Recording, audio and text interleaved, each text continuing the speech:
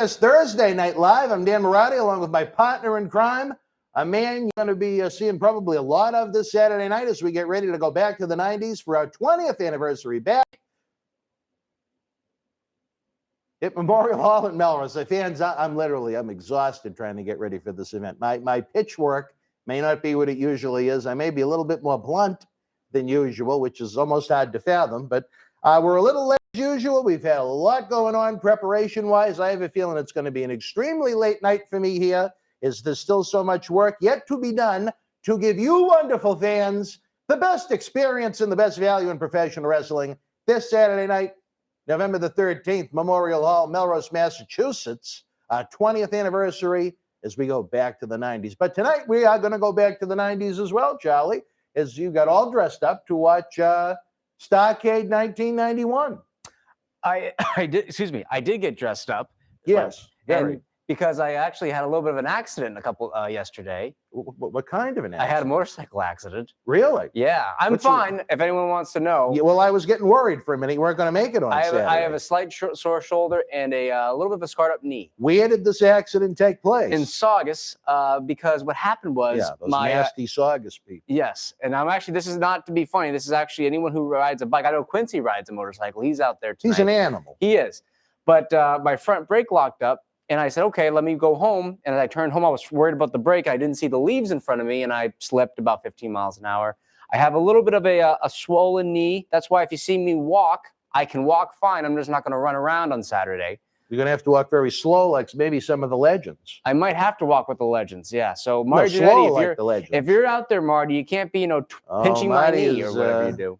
But Marty is out there, all right. Slightly sore shoulder, slightly sore knee, but nothing awful. We'll get back in a week. I tell you this, fans, as we get ready to warm up Starrcade 1991, head on over to WWE Network on Peacock.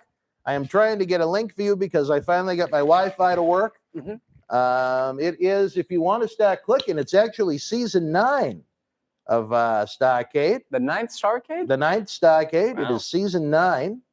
Well, it did begin in 83, so that makes sense. Yeah. So, I know there's not too many people in the chat, so we should give them a couple minutes to join. Well, we got to warm them up. That's what we're here for.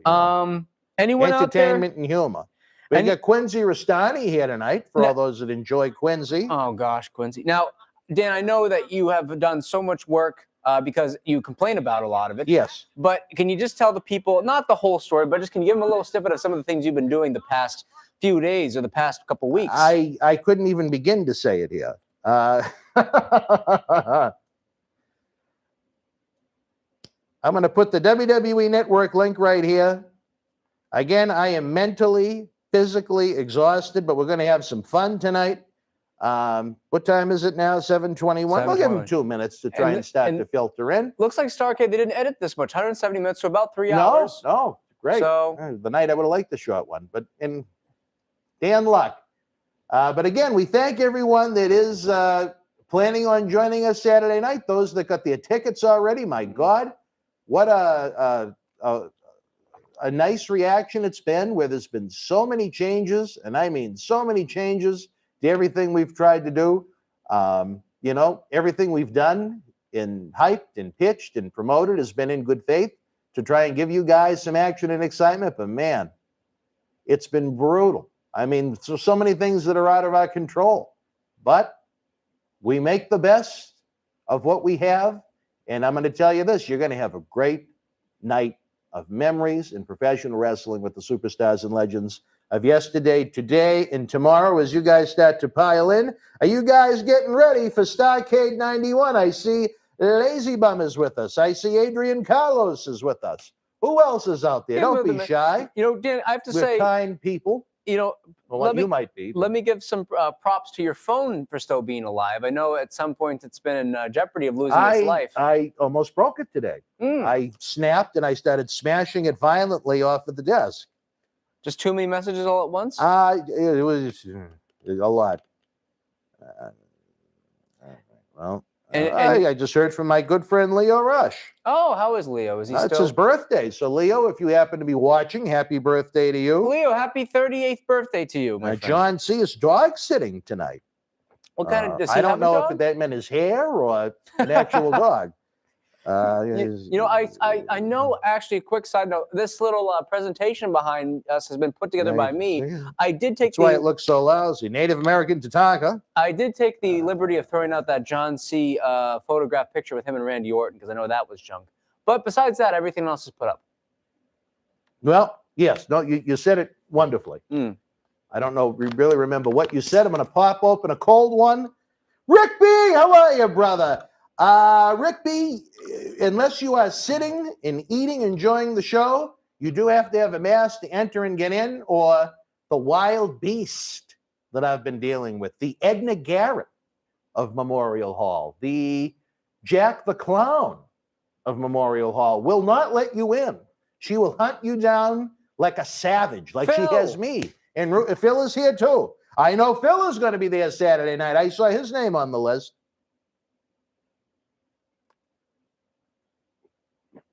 But again, I've been here since about 8:30. Will you be here tomorrow? We have at least two guests coming in, possibly, likely three. I'll be here well before they get here. We got a lot going on, baby. So I ask you this, folks. Are you ready for Starrcade 91? I think it's been 3 minutes. So what we're going to do is maybe even Walter Hillside can help the cause here, where he's main man, the veteran of the video production crew, the captain, if you will, the man you'll see Saturday night manning the mayor's box. Not that little fellow that sits at City Hall. The real mayor is going to be in the mayor's box. I'm talking about Walter Hillside. Could you put the camera on Charlie, not to expose my horrible, dilapidated-looking rise from the chair in my old man pillow?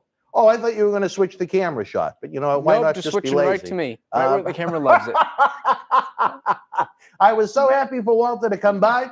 All right, folks, we are going to start Starrcade 91. Dream pairings are drawn from the Lethal Lottery and compete in the Battle Bowl Battle Royal. How come we don't have a Lethal Lottery when we have the Mega Millions? I think we should have a Lethal Lottery. I don't know what the hell you're talking about. The Mega Millions, that's one of the lottery. I'm not much of a lottery guy. Well, you know of the lottery, right? Well, we got to start from scratch. Oh, yes. Let's see what we got. We went a little too far the other night. Shit. All right, fans. All right. I'm going to say 3, 2, 1, play. We're going to go 3, 2, 1, play.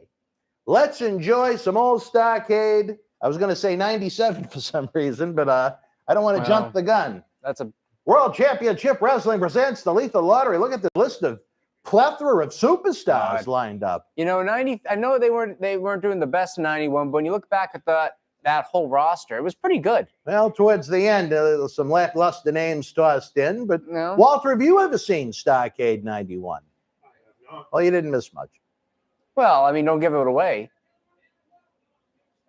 The Scope in Norfolk, Virginia, an old WCW NWA hotspot. No, I was just watching a little bit of another WCW show at the Scope the other day. Jumping the gun. Well, it's a few years ahead. World War III, if you remember that. Anybody remember World War III, 3 rings? Yes, I remember the year Boston bad boy Tony Rumble was in it, 1996. Oh, he was in one of those? With a Drew Bledsoe jersey. Oh, gosh. I'm sure Ring Crews hated making those shows. What's that now? The Ring Crews must have hated those shows because there was 3 rings. Well, it was an early start, I'm going to guess. It was Jim Ross back in the day when he looked like one of the Campbell Soup twins. And Tony Schiavone. Isn't it amazing that now, 30 years later, still together in AEW, back together again? Did you have a preference between Ross or Schiavone? Ross. Ross. I think Schiavone was good in his own way, but I think Jim Ross is hard to beat. That's fine. You know, I think Jim Ross is. Look at these. I guess. Wow, Magnum TA with a. Is that a rat tail on Magnum or a ponytail? That's almost looks like Bianca Belair action going. Yeah, I mean, and Missy Hyatt looks great. Missy Hyatt still got that big 80s hair in 91. Eric Bischoff looks like he's ready to host a game show. I think Eric Bischoff was always a great on-screen character in any role he had. Early on here, not so much, but... Well, it just he's just the announcer, but he did okay, and now we've got this... Look at these plethora of superstars ready to compete. Let me see who I can draw their number. Even Doug Dillinger looks like he's ready to get in on the action. Jushin Liger right at the front and center almost. I have to say, I absolutely hated this concept and this idea. Now, what was it exactly? Because I'm not super familiar with this show. Well, I don't want to spoil it for everyone. I guess we'll wait and see. But each individual, I guess they're going to draw their names out of the. It's almost like the Royal Rumble, only the name is in instead of the number. They did a good job with the graphic there. They have little envelopes. It's almost like an award show. Was this a shoot, or they must have worked for this? No,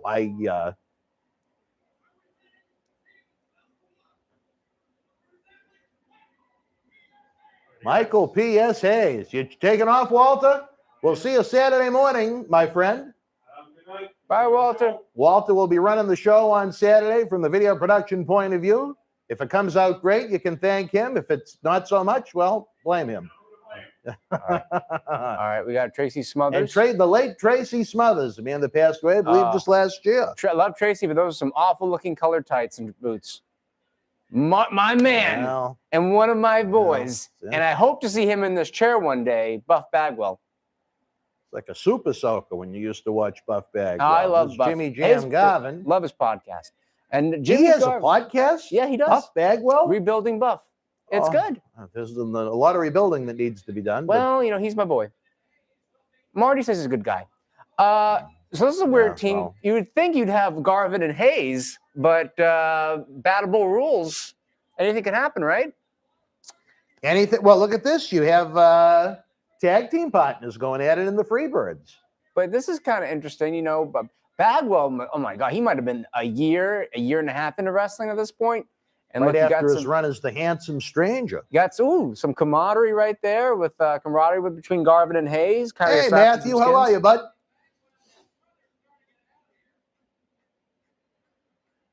And we're off to the races. So Tracy Smothers is the only. Now, was he part of the Young Pistols at this point, or the Southern Boys still? I want to say Pistols. If it's 91, I think it was late 91. I think it was still the Pistols.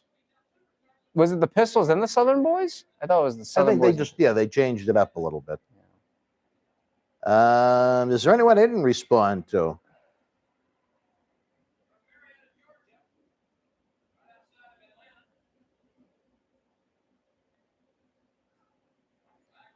I think Bagwell might have been. Carry this for me for a minute, brother. I'm trying to respond to good friend Little Leo. I think Bagwell, guys. Isn't AEW Dynamite tonight? Thursdays, yes. No, today's Thursday. No, so I was going to say, why is she texting me now? Thursday, I think it's technically Impact, if anyone watches that. Well, we love Impact. Okay, good friend D'Lo Brown doing a great job. All right. But anyway, carry it for me. No, I can do that. I can carry the whole thing. So Bagwell here, I think, is like 21, going on 22, super young. But I think a guy like Bagwell, he actually reminds me of one of our competitors on Saturday, November the 13th. And who was that? Cole Carter. If you look at a young Bagwell and look at a young Cole Carter, it's not too dissimilar. Well, hopefully Cole makes the money that Buff did during his peak time in WCW. Oh, but hopefully he doesn't wind up putting his ass on the market at the end of his career. I mean, we could no matter what Buff has saved, we can admit at his peak power. I mean, this man was earning well into the 6 figures per year. Oh yeah, he had a pretty decent sized contract. And he had a great run. He had a 10-year. I wouldn't say he had a great run. Well, he had a 10-year run TBS. That's hard. That's a good run. Now, he could have had a better run if he had stayed. He could have stayed in the WWF, in my opinion, for a solid 3, 4, 5 years as a mid-card guy with those hats. Vince would have loved to sell those stupid top hats. He looked great. He can cut a little bit of a promo. He could be a heel, a face. He was a passable worker in ring. I think Buff could have done a lot more in the WWF, and for whatever reason, it didn't work out. Don't know if that was all on him or if that was on the company. Probably a little bit of both. Probably nobody was doing anyone any favors. What do you guys think about Buff? Do you like him more as Marcus Alexander? Do you like him more as Buff? Do you like him as a tag team guy? I like that team with him and Scorpio, personally. But I think Buff was a little bit underrated, in my opinion. Anyone have any feelings on Buff? Let's see if anyone in the chat has anyone feelings about Buff. Nothing yet. They've said nothing about nothing. Buff. I guess no feelings. Phil. I know Phil will say something if I ask him. What do you think about Buff Bagwell overall? Fan, not a fan, indifferent? Din fan. But this was kind of towards the end of Michael P.S. Hayes' in-ring career, I think, and Jimmy Garvin for that. I think by the next year, those guys weren't wrestling anymore, were they?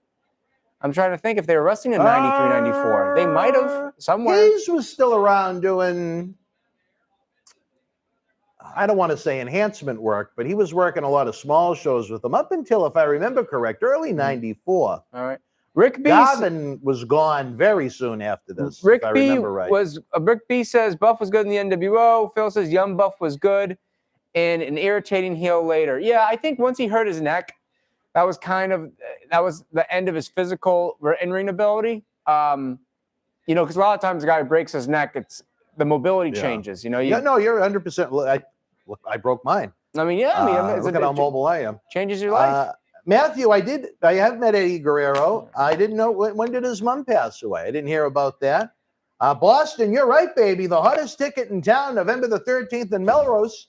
Jesus, dear Lord. All right, Quincy, not too loud, Quincy. Not too loud. We should wait another couple hours. Quincy has got his finest. Take the head and leave, Quincy. His Barney-looking shirt. Quincy, no. You're gonna knock everything over. Oh my God. Quincy, you want to take a seat? Or do you want me to give you some head and you can go? Oh, I ain't the one that's giving head. I'm only like commercializing my friend that gives the head. Have you ever given head in the past? Commercializing. Well, yeah. You have given head. Did you like it? Why do you think they keep screaming head? You know. Yeah. Well, that makes sense. Because you gave it. No. That's his famous catchphrase. Oh, yes, Matthew Holland. Buff's mom did pass. I saw they're doing a GoFundMe. It was Judy for that. Bagwell that No, passed. it was I'm Judy sorry, Bagwell. not Mrs. Guerrero. Buff put a GoFundMe page out. Not that he put the GoFundMe page out, but he made a video. I guess there's some financial issues within that family, and so. No, I guess. Let me talk to my right for a minute. All right, whisper it in my ear, Quincy. Did you go back to the to get the stuff? The Red Bulls, I had the 4 packs, and besides, if you want that would have to get one. Go get one more carriage because you only want. Did you get everything else? Oh yeah, they had everything thank else. But the Red Bulls, they only had 4 packs. All right, that's fine. Quincy, I like your shirt. How it's purple with a little green horse. Oh, thanks. Are you gonna wear a nice Thank shirt you, like that Quincy. on November the 13th? Now, do you have a little of the scratch from what you got for yourself earlier? A scratch. Little gimmick. Oh, well, that was only a little thing. Little for myself. pay. Yeah, that's all in my right. bag. Yeah. What's in your? Yeah, well, I know you like to forget sometimes. You little hustling. That's just a little snack to get Yeah, through the that's bag. all right. So how much did that? $2. Yeah, that's all right. You can leave it out. I put it in my Christmas jar. All right. Quincy, look like you're in tremendous physical condition from all the posters. Speaking of great physical condition, Bagwell's back in the match. Woo! Well, I just want to make sure that everyone gets the word. So my way of saying that, come on down and see the best freaking show that the world of NWF can never possibly put out. Remind you, ladies and gentlemen, it is for the kids. Yeah. This one is for Toy Drive. Can't see him. Well, he doesn't have a microphone. I don't think you're in the camera shot, Quincy. The next one, it'll be for a cause of some kind. Thank you. Yeah, that's what we do. They're always helping the kids for a cause of some kind of a treatment. I can remember the last time I was here, and because of my strong doing, Phil. kids got what they needed. Phil, what more can we ask for? Phil says it's nice to have the Q man. Phil, unless you're here live in the studio, brother, you really only get a taste of it. Phil is happy to have you with us, Quincy. He just wrote on the computer. Yeah. Quincy, at one point, were you ever in the same physical condition as Marcus Alexander Bagwell on TV? Oh, God. The guy in the black tights. So Quincy, basically he's asking, do you ever look like a dreamboat? When you I know you used to go to the gym. Now, I mean, did you have a body like that, or did you still have I a? still have. Yeah, you do have a body. He has a body? What do you think? He's a floating head like this guy? Well, he first. No. Wait. Hey, Ladies watch where and he's gentlemen, stepping. First of all, this head is not phony. This head is very important. Okay? You don't say phony, especially No. Not in this industry. okay? This is like what brings the crowds in. This is what fills the capacity. And I hope Quincy, May I interject for just a moment? Yeah, sure. All right. Fun fact, I was listening to a part of Buff's podcast, and he talked about how he always wore a lime green thong underneath his wrestling gear because it would take away the lines of regular underwear, and it would accentuate the butt. So if you ever worn lime so he's green actually wearing a thongs, lime green thong. Phil, I'm sure you'd be happy to know that information especially. But Quincy, have you ever worn a lime green thong? No, I haven't, ladies and gentlemen. Well, I know sometimes at night when you go to take a shower, Al said you like to get naked and run around the Well, come house. on now, like we take showers and come out and that's it. But how far around the house do you run naked? Shower in my bedroom and that's it. How far is it though? Why don't we quit talking about the showers and stick to the world of wrestling? I don't believe this. ladies and gentlemen, you have not lived until you had dinner with Dan Marati and Quincy at a TGI Fridays with a very, very irritated Quincy and an irritant for Dan Marati. Well, Quincy, I'll just say this. When I go to take a shower, I usually All right. Come on, let's just. Why don't we stick to the wrestling? I bring my clothes into the bathroom with Why me. don't we just stick to what we're here for? I don't run around the Wrestling. house naked. Why don't we just? What does this got to do with the I wrestling? thought Buff wore a muffler. Well, that could be it too. Well, here we go. Tag team partners collide here at Battle Bowl. Starrcade 91 with the screen. Anyway, come back. Saturday night, baby. Saturday night. Memorial Hall. Memorial Hall. And get your tickets now. I understand that you're going to be running a raffle, Quincy, for the toy drive. Yeah, that's right. When you have a chance, when the tickets are here, I will tell them about the tickets. Yes. Of course, Phil, what's a muffler? get me the tickets. I really don't know what a muffler is. Now, to is be it honest with true, you, Phil. Quincy, that there's going to be a lot of great prizes, autographed posters, books, Yes, there is. a mini replica WWE Universal Championship belt? I understand that one of the prizes is win a date with Piggott. Is that true? Oh. Well, why don't we just stick to the wrestling prizes, which I'll be telling you more about Yes. in a little bit. All right. Thank you. I don't know about the date with Pickett, but as soon as you get these Would prizes, you want to win? the winner is the kids Yeah. that we're trying to Dan, help. what would you do if you had a date with Piggott? Where would you take her? And you can't say the depths of hell. Grand Canyon, maybe, in the dark?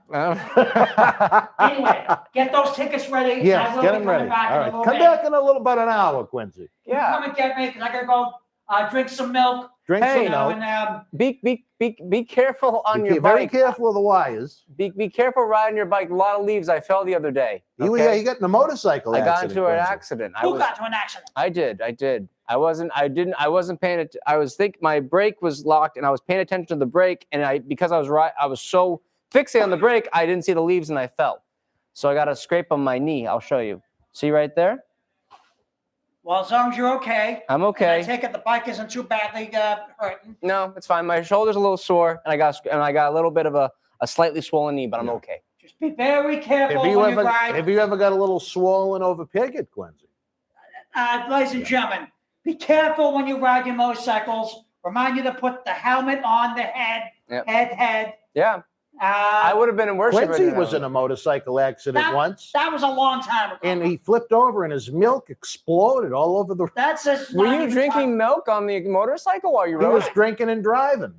milk? He was drinking and driving a little milk. Quincy, were you actually drinking milk while riding? Why not? Well, they don't really teach But that in anyway, driver's education. We can talk about motorcycles. Would safety you let later on. Would you let Piggott milk you, Quincy? Ladies and gentlemen, Let's keep this to I will motorcycles be and coming wrestling, back, Dan, please. Very shortly to tell you more about the tickets and the prizes as they prep now, because this is the final countdown. Quincy, you're off camera a little bit. You don't know where This you're is the final countdown, Oh, God. and I will be All they can coming see back very is soon. the side of his Chris Christie that he's got going. So, He used to have a Newt Gingrich, get and it's some, in there. Look at it. That's all you I can don't- see. get these Is the tickets Newt. ready, and I'll tell you about the tickets. Why are Get some these?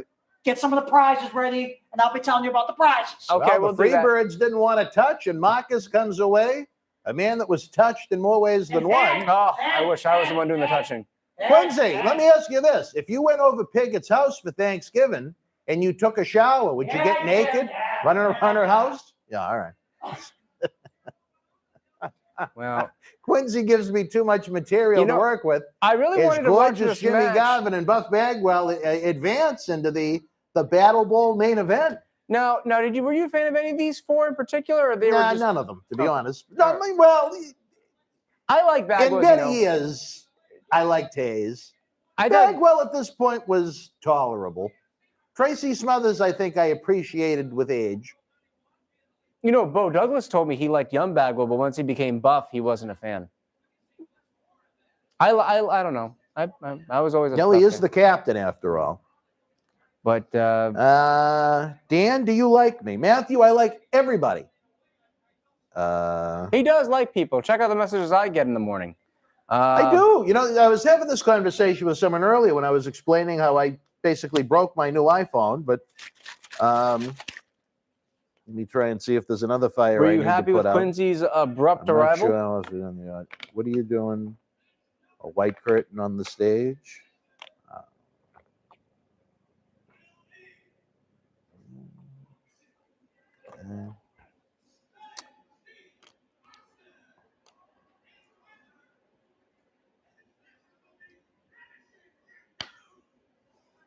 Putting together another big match for Battle Bowl. Ooh, Rick Rude and Stunning Steve. This sounds pretty good.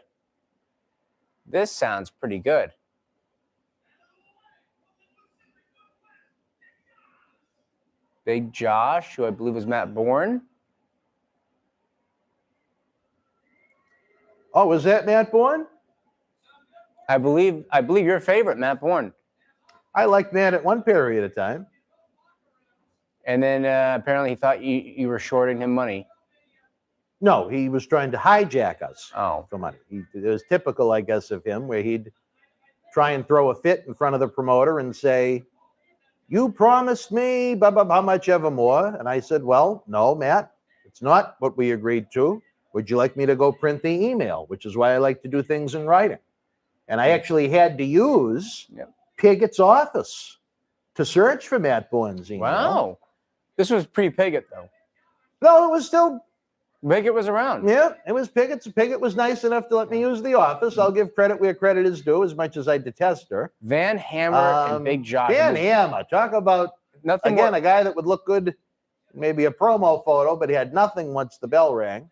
I mean, he But looked with great. Matt, he by the time I printed the email showing him the number we discussed was correct on my part, he was long gone, believe it or not. So that was pretty much going to be the end of the relationship. Then I emailed him, believe it or not, the next day about it, and he tried to be a little somber, maybe a little puppy somber, dog. And he said, I don't really want to end the relationship, and blah blah blah, but you know what? I had already had in place this long-term angle, and I still needed him for a few more events, so he made it right. The number. I'll give him credit where credit is due. But what bothered me was he repeated this story after we stopped using him as if I was a villain that really was a person that shorted him, which was 100% false, which is why, I unfortunately have the negative memories of the man that I do. But very, very underrated worker, great worker. His work as Doink was superb as a villain. I gotta say, I loved his work. And he talked about he would watch old Batman and see Cesar Romero, the facial changes. He would laugh and then go right into a smirk or right into a glare. He had great facial reactions. I loved it. Have you ever seen photos of him? I can't even remember the name of what he tried to do when he came back with us. Was this like a born again thing? Like he was doing the clown Joker kind of deal, but it wasn't full on Doink. It was like it was more like it looked like Heath Ledger. Yeah, I've seen pictures of that ECW. Okay.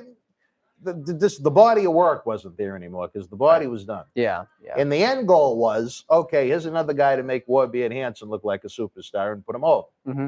So we built Matt up with some mid-card and lower-card guys to get to Todd. They did some angles. He interfered in a couple of Todd's matches. I'll put Todd over eventually. And it's Soul Survivor 7, I think. The Hulkster, as I like to call him, got the 1, 2, 3. Well, I think that's kind of how a lot of guys, they don't realize, hey, as they get older, it's time to put the younger generation over. You have to kind of be able to do that. And he did it. It's just The behind the scenes sort of thing. not only that, but it's just it was an uninspired effort, I guess, maybe Right. is the way to put it. Now, Van Hammer. Todd wasn't thrilled, and I just want to say Van Hammer has had some controversy lately. He, I guess, hit a child with his car. Is that true? you know, now that you mention it, something like that did happen. Yeah. Yeah, anyone And out he there? ran off I just know after generally he hit the kid. Mark Merrow, I heard talk about it. Him and Van Hammer are friends, and he talked about how Van Hammer hit a child, and I saw his mugshot. I mean, you know, he's older now, but he looked like a guy in Florida. He looked like a man in Florida. He looked like a man in Florida, you know. It's quite a description of him. But What did he look like? Well, he looked kind of like a guy in Florida. Yeah, Oh, okay. Phil That's says a- yes, he did. He did hit a child. I don't know. Is he going to prison for that? Is he getting off, acquitted? What's the sentence? I'm not sure if there's anything on there. You know, unfortunately, and then obviously we've got Rude in here, and you know how I feel about Rude, another one of my boys. Well, Matthew, not only is it Leonardo DiCaprio's birthday, but it's another Leo's birthday. My good longtime close personal friend, Leo Rush. Happy 42nd birthday AEW. to Leo Rush. Happy what? 42nd birthday to 42nd. You think he's older than me? grizzled young vet. That's what he is. Screaming Baboon. I saw the subject line, but I was so busy in the other room. That's why we started so late. I haven't had a chance to go through my emails yet. I'll read it at some point tonight, but we have so much work to do. We're taping tomorrow. 2, if not 3 interviews here. Saturday we have 4 or 5. Sunday we have 2. Did you get the weekend off from work yet? I'm off Saturday and Sunday. What the F about tomorrow? Tomorrow? Oh, I'm coming. Well, I was coming by tomorrow. Why? What time are you working? Work in the morning to the afternoon. I'm going to have a talk with them about that. The talk? Okay. What time are we talking? What time can I be here, you're asking? No, what time do you get out? 5, but I could probably get out early if I ask. I can send a message right now. Want me to send a message? I'll send a message right now. Well, Matthew, March 18th is a little ways away, but we wish you a very happy early birthday. Brian Duffy, is that you? I can't see the little icon. Thank you, Screaming Baboon.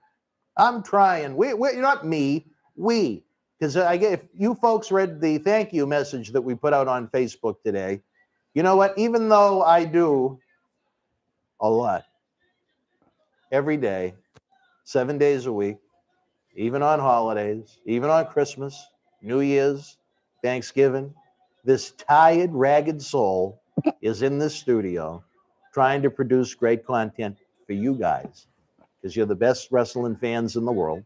Why are you touching that out of curiosity? I just wanted to kind of hold it for a minute. Leave him alone. I figured the spirit Leave him alone. would come to me. Leave him alone.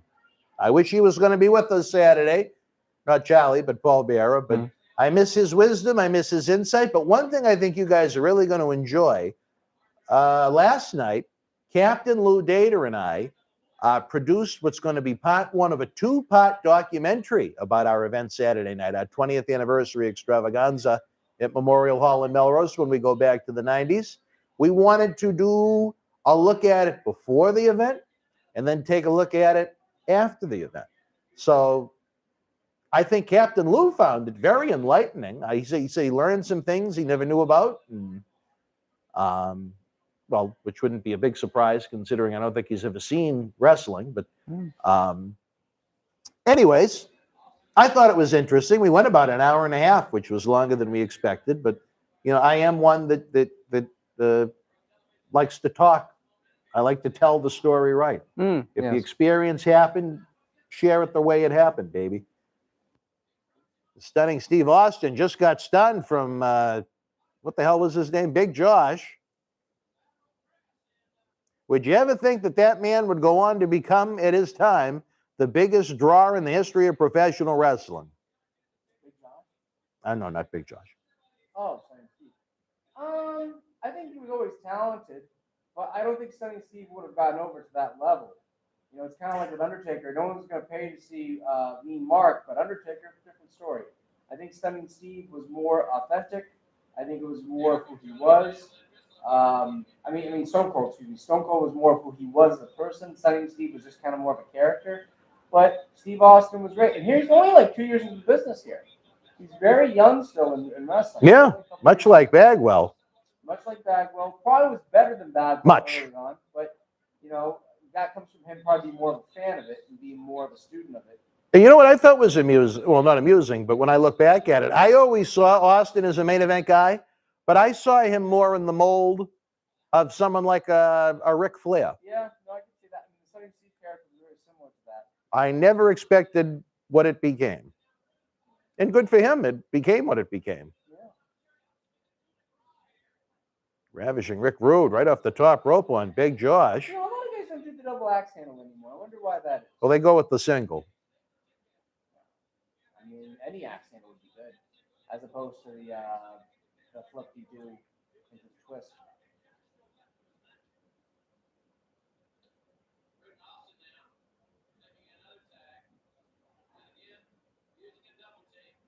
I don't think Rude is wearing a thong here. Maybe he's just wearing regular underwear.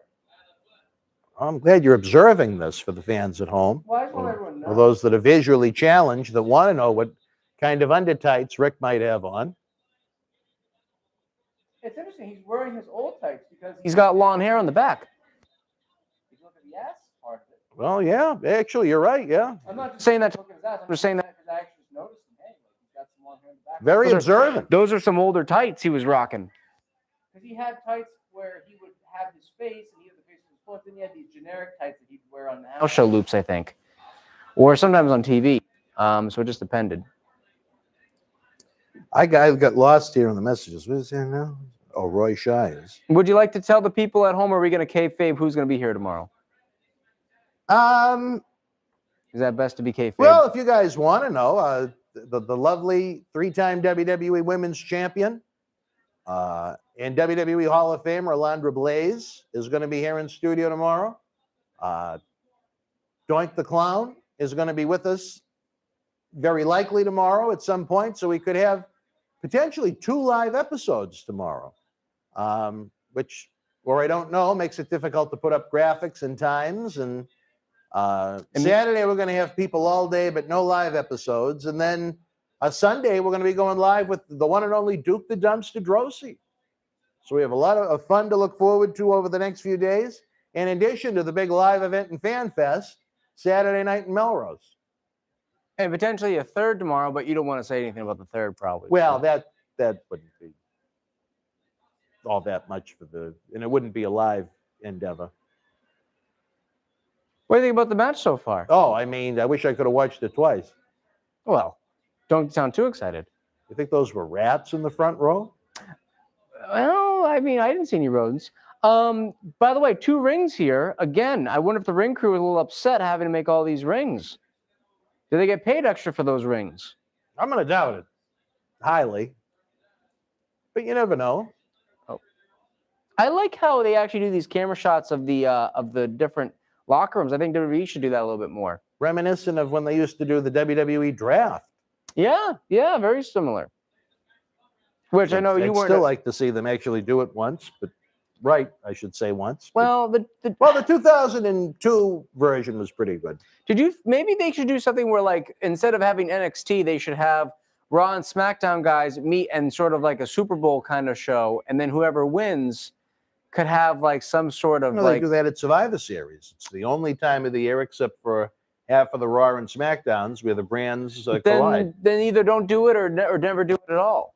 Or just do it. If you're going to do it, you might as well do it right. But maybe you should have some sort of stakes where, like, hey, there's 5 matches on this Tuesday between Raw and SmackDown. Whoever wins most of the matches can, What was that show they did for a few years in October when they had a trophy? I think it was called Breaking Point, maybe? Taboo Tuesday. Well, No, it wasn't that. No, it was brand versus brand. It was like a 7-on-7 tag team match or something like that. And the winning team got a trophy that nobody cared about. During that period of time when it just continued to get worse and worse, much like now. Well, I think the difference between maybe wrestling 30 years Bragging ago. rights. Is that what I said? That might have been. You said Breaking Point. Well, there was one called Breaking Point. Yeah, right, Brian. Bragging rights. Well, let me ask you. I think the problem that people have at wrestling now is I think nobody cares about the people in the ring half the time comparatively to, like, look, people are excited that Van Hammer, I mean, some people at least are excited Van Hammer got in there. I don't see people being excited about what gets in the ring. It's almost like they become like the Japan crowd where, like, they're doing the golf clap. Well, you got to remember, it was that's my good friend Dennis Brent with the odd Have you brown-looking messaged him? glasses that no. Oh, God. Circling ringside with his camera. He got a very hefty payday from WWE for his photo collection. Would there be differences working for both companies as a photographer? I honestly have no idea. Dennis did more than that, but he was quite the photographer. Now, did you like that? I think he wrote I think he was correct me if I'm wrong, folks, the ghostwriter for Austin's book. Ravishing Rick Rude with the Rude Awakening on Van Hammer. Stick a fork in him, he's done. As Rick Rude and Steve Austin join Jimmy Jam Garvin and Tracy Smothers in the Battle Bowl main event tonight. Jimmy Garvin and Buff Bagwell, or Marcus Alexander Bagwell. Did I say it wrong? What did I say? You said Jimmy Jam Garvin and Tracy Smothers. Oh, I apologize. I'm very tired. Now, did you like how Rude was tagged in because he hit the back of his tag partner as opposed to his hand? Smart tag team wrestling from a man that didn't tag very much. But should that be allowed in the rules? Some people say you should only be able to make hand contact with the rules. I'd have to give it some thought when I'm awake. Are you going to watch that 90s show? Which 90s show is that, Matthew? WCW. Wake me up. Give us a super chat, baby. Bring me to life. You know, we're going back to the 90s. Is there anyone today that reminds you of wrestling from the 90s or wrestlers from the 90s? I think Braun Breaker. He looks like someone from the 90s. He's got the goatee. I'd have to see more of him. He's got the tribal tattoo on his arm. He's got the singlet. I mean, he's straight out the 90s, in my opinion, how he looks. Tell him, Phil. Tell him. Phil, what does Phil say? He's giving you the business on you. Me? My buddy Phil?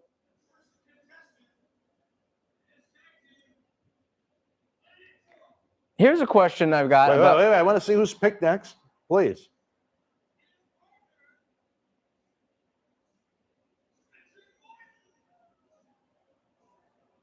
Who was it? Richard Morton and Dustin Rhodes? All right. Well, a unique. Got to hold the tag rope, Charles. Richard was managed by that vile heathen at that point. Phil, that's a good point. You got to hold the tag rope. I like Surface Sting too, Almighty One. Crow Sting wasn't bad when he didn't speak, and they did the build-up to that one match, and then it just turned into typical WCW at that point. Oh, look at that. There she is. Miss Alondra Blaze. The young lady that's going to be with us tomorrow right here in Charlie's seat. Medusa. I hope she likes the smell of it. You hope she likes to smoke? The smell of my seat. Oh. My masculine aroma. We'll have to spray it down, I guess. I suppose so. You know, they just showed Magnum TA, and he had that awful accident in '86 with the car, and people say he could have been so much bigger. Do you think that if he could have, you know, recovered enough to come back to the ring, say in 90, 91, he could have had a career? Or you think the magic was too lost? The magic was dead by that point. Yeah, it was too long. He would have been young enough to do it. He would have only been in his early 30s, but I don't know if he would have been able to I think he could have had a career, but it wouldn't have been nearly as good. I didn't get to see his accident happen shortly after I started watching. I didn't get to see much of Magnum. Some fans may remember it better than me. Again, not to be confused with Din Fan. What do you guys think? Anyone who was a fan back then, you think Magnum TA could have had a little bit of a run had he come back a few years after his accident? I think Stain and Luger had gotten over too much, but I think Magnum could have had a nice little career for a few years if he had come back. I don't know for how long. Depends on when he got back. Look at the size of Elegante. Oh, but he's just big, almost like Omos, but bigger. Much. He's just a bigger version of Omos. Yeah. Just trying to get caught up on a few things here, fans, as we get ready for Endeavor on Saturday night. Larry Zbyszko. I can't believe the words. This Saturday night, September. Saturday night, November the 13th, will not be coming out of my mouth. You've been saying it for so long. I just forgot it a minute ago, but I love it anyway. Yeah, especially since Tom stuck alone too. I think so, Phil. I think if he had come, it depends. I mean, if he had waited like another, I think if he had came back in like 90, 91, he could have had a few years in the 90s where he could have done well in WCW. Who? Magnum TA. Oh, I think hell, maybe even if Vince decided, hey, I got nothing else going on. I need a guy to come work with Brett. Do you have a heel Magnum come? I don't know. I mean, it depends. The landscape, the good thing about the pro wrestling business in the early 90s was even though it was down, and I think you might agree with this, Dan, there were opportunities for guys to climb the ladder because business was down, and I think they're more likely to try things. You know, a guy in this position, a guy in that position. I don't know. Maybe to some extent. I mean, Bret Hart got a bit of a push, and the business was a little bit down. I don't think he does that, okay. You're going that far back. Oh, certainly, yeah. I'm talking 91 to about 95-ish. If just because I think business was still good at 91, but from mid-92 to 96, WWF was in horrible shape. But WCW wasn't that great either. WCW was practically dead to the point they eliminated house shows. Oh, that's a rough bump. What a huge man. I mean, I know how big Dustin is. Yeah. We had him here in the Boston Wrestling MWF in the past, but Elegante is just a different beast. It's too bad he never got it. Well, oh my God! Look. Do you think it was easier? Here's a question: do you think it was easier for Undertaker to work Elegante or Khali? Easier for him to work either one? You know, I might have to say Khali just because at least Khali went to wrestling school.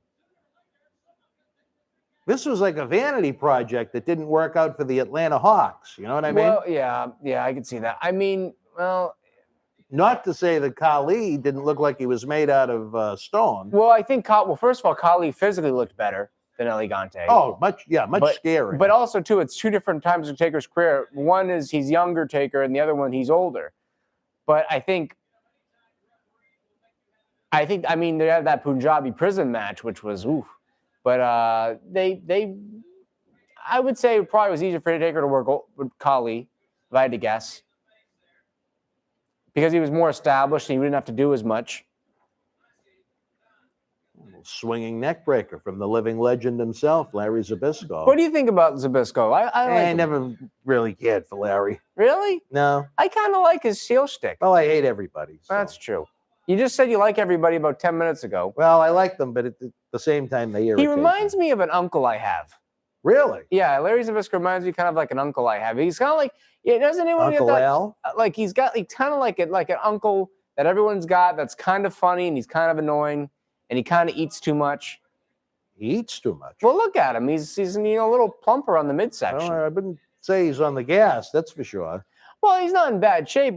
He's just not in good shape. He comes from that era. It's like Bruno. Those guys, they all ate chicken parm and lifted heavy, and no one watched their diet, and they just lifted weights. And well, he was Bruno's protege. They just lifted heavy and just ate whatever they wanted. No one was watching calories. No one was watching. Kind of reminds me of Bill Murray. Yeah, no, that's a good one. Bill Murray was kind of Larry. Larry Zbyszko should be played by Bill Murray in a movie. Maybe Bruno ran up to 8 miles a day. Too. Phil, Bruno ran up to 8 miles a day, but didn't have one single ab showing. Wasn't cut, wasn't anything. He was just big and beefy. It's like he just ate all the pasta in the world and bread.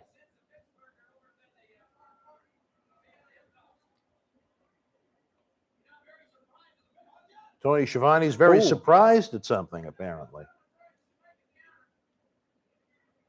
You know, I saw a picture the other day of Tony Schiavone with the Yeti. Oh, really? Call them. Yeah, it was. Oh, Zbyszko slaps El Gigante. You don't want to make him angry. It might take him a good 45 seconds to respond.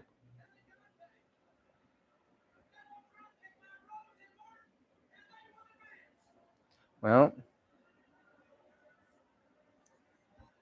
Bruno, covered with hair. Yeah. Think he was sweating a lot through that hair?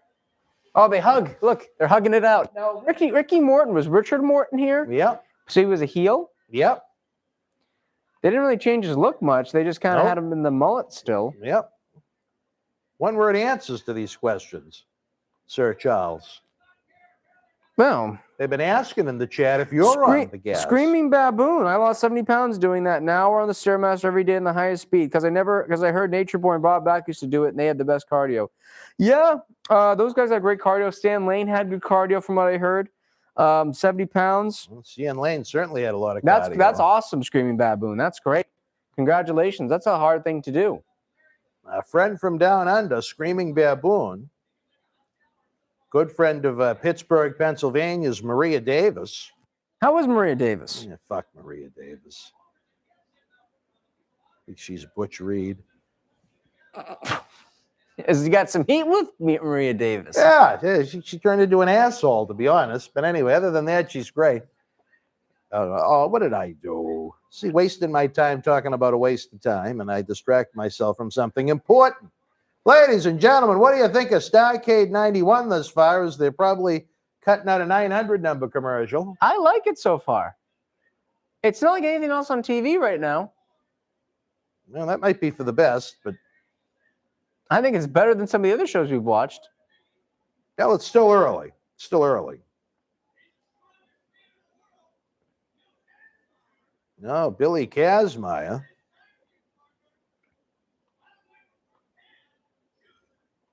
Oh God, they're gonna put Bill Kazmaier in a team with Jushin Liger. Certainly a waste of Liger's talents. Liger. I mean, Jushin Liger was, gosh, he was probably the best junior heavyweight in the world at this point, roughly. Krug. A very young. Well, I don't know Oh. about how young he was, but Well, a younger mid-30s. Diamond Dallas Page from his So prime. so let's just get this straight, folks. This is a card where you have DDP wrestling Jushin Liger. That's kind of cool. Even Yeah, though, oh yeah, that's the first thought that comes to my mind. no, too. it's just look. I'm not now. Do I think it's going to be a great pairing on chemistry? Not necessarily.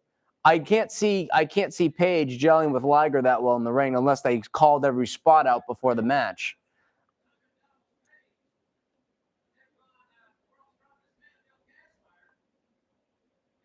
Nothing against Bill Kazmaier, but I honestly believe I have the ability to go to sleep right now. Oh, and speaking of sleep, Mike Graham. Oh Jesus! You know, Mike Graham was Yeah, he was a hell of a.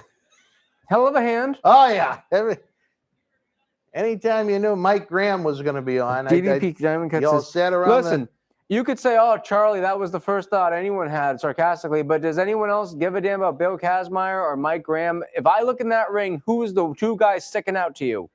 Jushin Liger and DDP. Mike Graham. Well, it's just awfully odd that everyone in that family shot themselves in the head. Oh, I love Jushin Liger. I thought Yeah. great Well, I'm gimmick. not talking about the Ligers. No, I want to go to a nice positive subject, but it is sad that the Grahams, I mean, but the grandfather, father, and son all committed suicide. Yeah. Awful. They must have really Awful. eaten at Mike, because Eddie went first, obviously, and then Mike's son, and then I guess Eddie said, "Why not?" It's a shame. But Liger looked great. He's a great fan of himself. I loved Liger. He wasn't a big guy at all, only maybe 5'7", but he was really thick. He had that gimmick was great because he could age 20 years and no one would be able to tell. Just like a lot of guys that wear face paint, it really helps the cause. He competed at the Cauliflower Alley Club reunion not too long ago. Liger? Well, not this year, but within the past couple of reunions, yeah.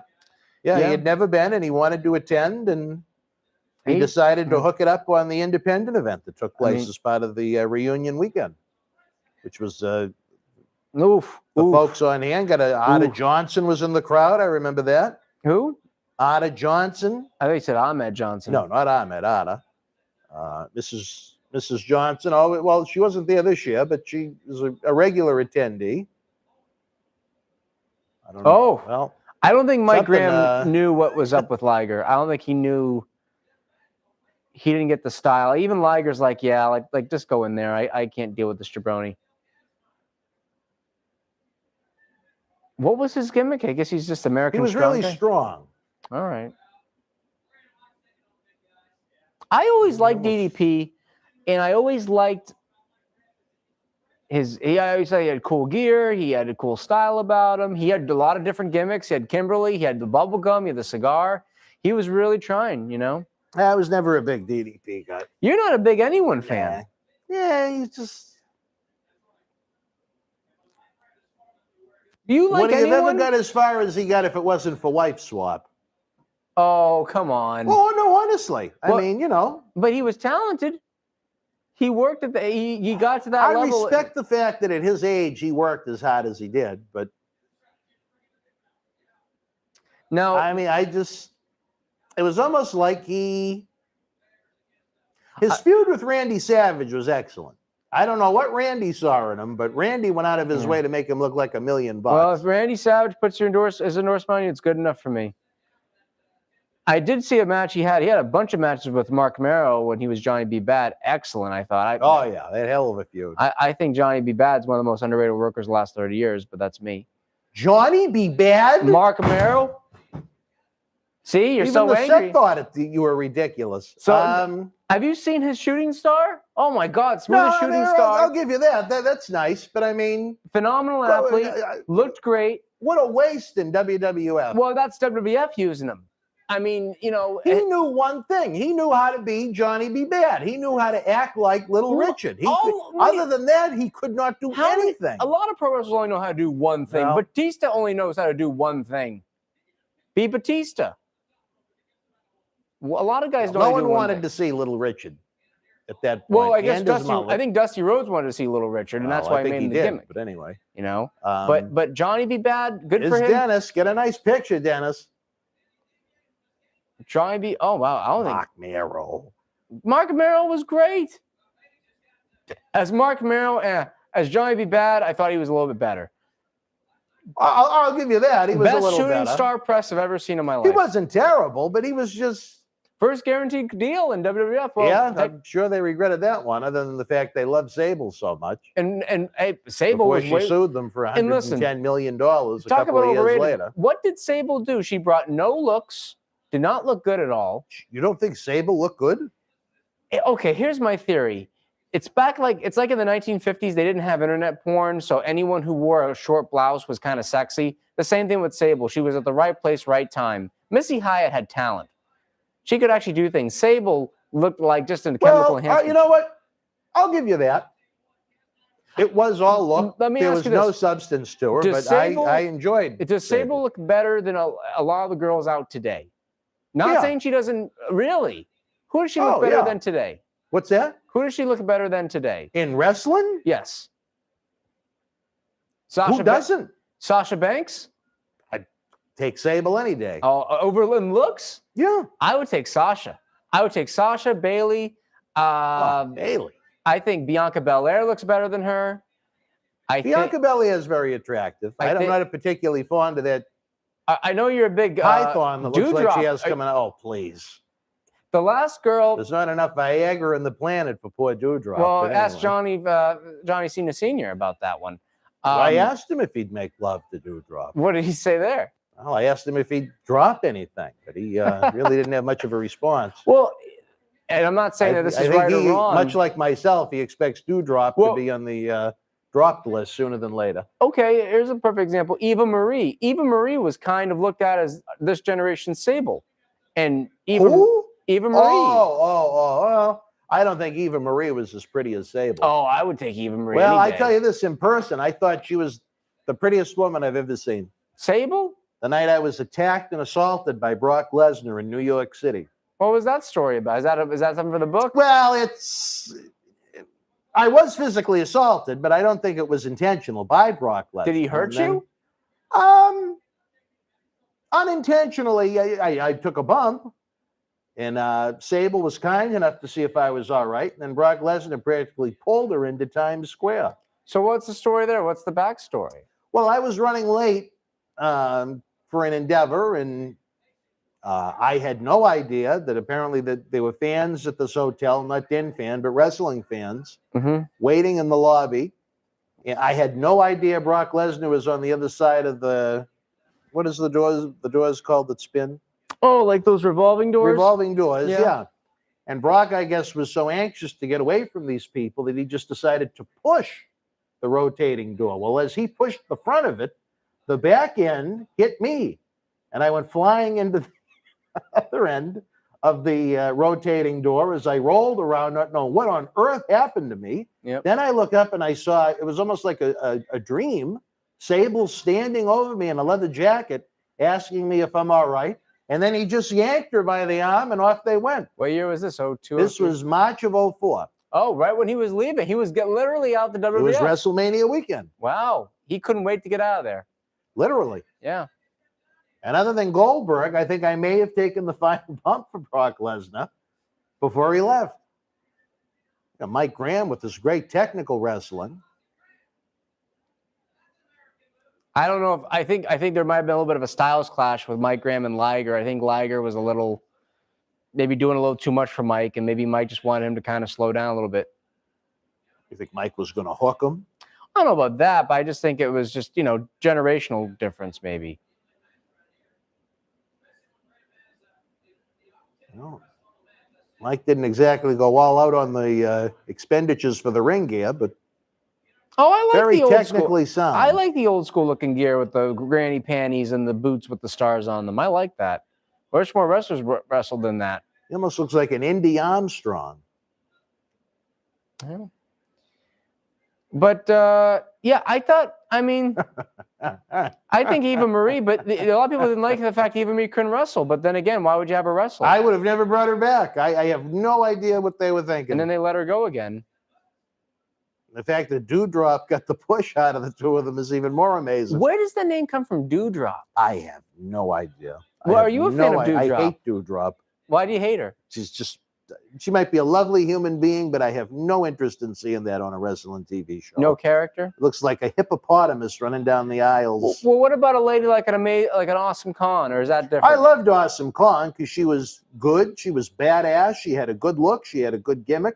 That's what, if you're going to put women's wrestling on TV, give me something like that. I don't want to see Doudrop or Eva Marie or these other losers that they parade out there pushing their women's revolution. As their ratings continue to go down and go down and go down, are they and go down. Lowest rated hour in the history of the show this week, and go down.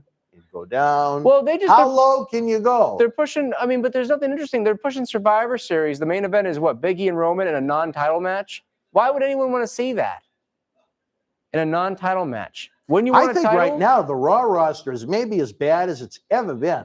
There is nothing on that show I want to see. Who's on there? Big E. Big E, Seth Rollins, Kevin Owens. Kevin Owens. I'm repeating everything you say. Yeah. I mean, that's what I remember. This just is nothing. It's terrible. Street Profits doing their same match every single time they work. Every single time they work, it's the same match with the same spots and the same. Who's putting that together? Is it the agents? It's got to be the agents. If they only know how to do one, well, you know what? Maybe the agents are instructing them to do that. I couldn't imagine that anyone would think that such a lack of variety is a good thing. But then again, I wouldn't think the whole roster with the lack of variety that it features would be a good thing. Well, NXT was originally for those rosters to grow, and now it's like they decided, well, you just use it as their own brand, which I think was a bit of a mistake. That's why AEW to me is, I can't believe it, and I've said it before, I can't believe I'm saying it, but to me is much more enjoyable. It feels fresh. It feels like you're not seeing the exact same show every single episode, every single week. Well, when you see the same people, the mass jobbers, It's for just, example. Man, Kong had muscle. Donut drop looks soft. Yes, you're right. Am I saying it right? I don't know. Matthew has given us more birthdays. New Jack's birthday is January 3rd. Well, maybe you can remind us a little closer if we're live that night. We can give New Jack the salute that he so rightfully deserves. Our friend that we had here in the studio back over the spring. Dan, would you let dewdrop sit on your face after a match? No, How much money? How much money would it take? Like someone has a suitcase, $10,000, 20. How long? That's a good question. And does she wear underwear? You have to service dewdrop. Do you mind servicing the drop? Well, I don't know. I'd do it for a certain amount, but it'd have to be up there. I would do it at least for a Klondike bar. It would take a lot more than a Klondike bar for me to engage in that activity. But yeah, I agree with you, Phil. AEW it's fresh and unpredictable. That's why Raw is so boring and SmackDown, as good as it was for a while, it's starting to be the same thing. And I like the Roman and the Usos, and they just don't have enough foils for them right now. I would say the roster is so small, they don't have enough variety of talent for them to work with that's believable. Drew McIntyre, I think the experiment didn't work. It's a shame they put him out there in that position during the worst of times with no fans. I don't know if they ever truly were able to find out how over he could have been. I would have never had him lose until the fans came back and they had him lose the title twice. So I think McIntyre falls into the category now of nobody cares. Is it me, or in this match, I'm not sure if you really noticed, the two big guys work with each other and the two small guys work with each other, but there's never a mix. Liger that was probably for the best. Well, I would have liked to see Liger and DDP as a fan of both. Yeah, but it would dream match. Yeah, why not? All right, what do we have I like next? to see dewdrop sit in your face. I think I think that's a dream match.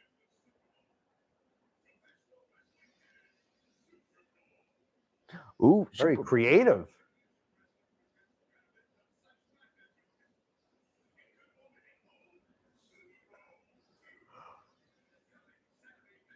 That was actually, I believe, Luger's last pay-per-view. It was, yes. Yeah. Dropped it to Sting. I remember watching that on scrambled television. What was that? Well, almost like a podcast. Back in the day, before cable boxes and such things, you had the ability to try and get the channel on your television, and it would be all, I mean, if you watched it, it would hurt your eyes, but you could hear it crystal clear. The same thing with some of the adult channels. Oh. You could hear a little boppity bop bop. Oh, interesting. But for a lot of WCW pay-per-views that I was not allowed to order, that's how I would tune in. I would just listen to them. Charlie just leaves. No, I'm going to grab a chair. You're going to grab a chair? Yes. What the hell do you have now? I'm going to elevate my knee. You're injured. I forgot. I have an injury. I'm going to, be trying to rest my knee tomorrow as much as I can as well. Are you talking about spice, Dan? Am I talking about spice? I don't know what you mean, Phil. What spice? I don't remember what. I mean, I was a young kid. I just remember the odd sounds that would emanate from the television. I didn't know about set. that, though. That's interesting to hear. I never heard of that before. Yeah. Oh, there's Johnny B. Bad. Yeah, you could tune in. I don't know if it worked for movies, but I know for events like this, and then on the adult channel, you couldn't see it, but you could hear it. So it would almost be like, I guess, radio. But then that changed as technology evolved. More digital. So we've got Arn Anderson, Lex Luger versus Tom Zenk and Terry Taylor. I think Zenk is the only babyface in this whole thing. Well, Zenk may have been something else, the only one in this match too, but I don't know. You think Terry Taylor might have liked? Not that I ever heard, but I already had a very voracious appetite from Eric Bischoff. What he liked. Well, what do you mean? I mean, Zenk was the only college-educated man? Because I think these guys. He was educated in something, but I mean, how old does Harley Race look? Well, I know he was only he looks like he could be in his early 70s. Actually, Harley wasn't even 50 here. No, he wasn't even 50. Whoops, sorry, Terry. And that's what I like about one thing I like about the wrestlers nowadays. It seems like they look a little younger, which I think is a good thing in some ways. No, Terry Taylor aged very well. Terry Taylor aged very well. Yeah, Terry still looks pretty good. Yeah, I think he aged great. And this is during his. He's much bigger and thicker in person than you'd think from television. You know, he gained size over time. If you look at him, say, in his Mid-South run and then compare him to, this time period, he's much bigger. This is a little unrealistic, but it's Luger with the... surprised Lex would take a bump for Terry Taylor. I think Lex had respect for Terry Taylor. Why do you think Lex had respect for Terry Taylor? Well, he took a bump for him. Well, I think Lex didn't really love wrestling, but I think he liked it enough to try to be good at it on some level. At least at this time. Holly almost looks like he's like a security guard or something with that blazer that he's got on. I like the look for Harley. This was kind of the man that's been here in this very studio. And we've got the king.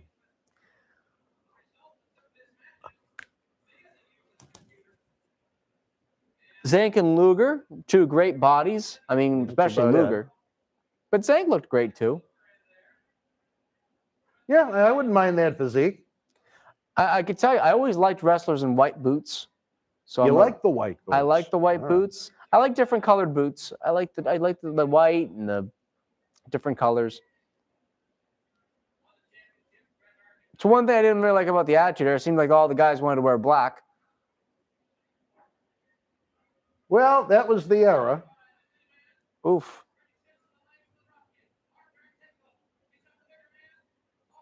I love how animated Jim Ross gets. Oh, this was his prime, in my opinion. He believes in what he's saying. And Mark Curtis was refereeing everything in WCW. My Lord, that man was on everything that company had. Look at that camera guy with the shorts. It's Christmas week, I think. Well, they were in Virginia, so a little bit warmer, maybe. Well, yeah, I get that stiff in the front row, and the teal green shirts got short sleeves on. Oh. They weren't selling out the building, I can tell you that. No, some empty it seats. was, tickets were available for this one.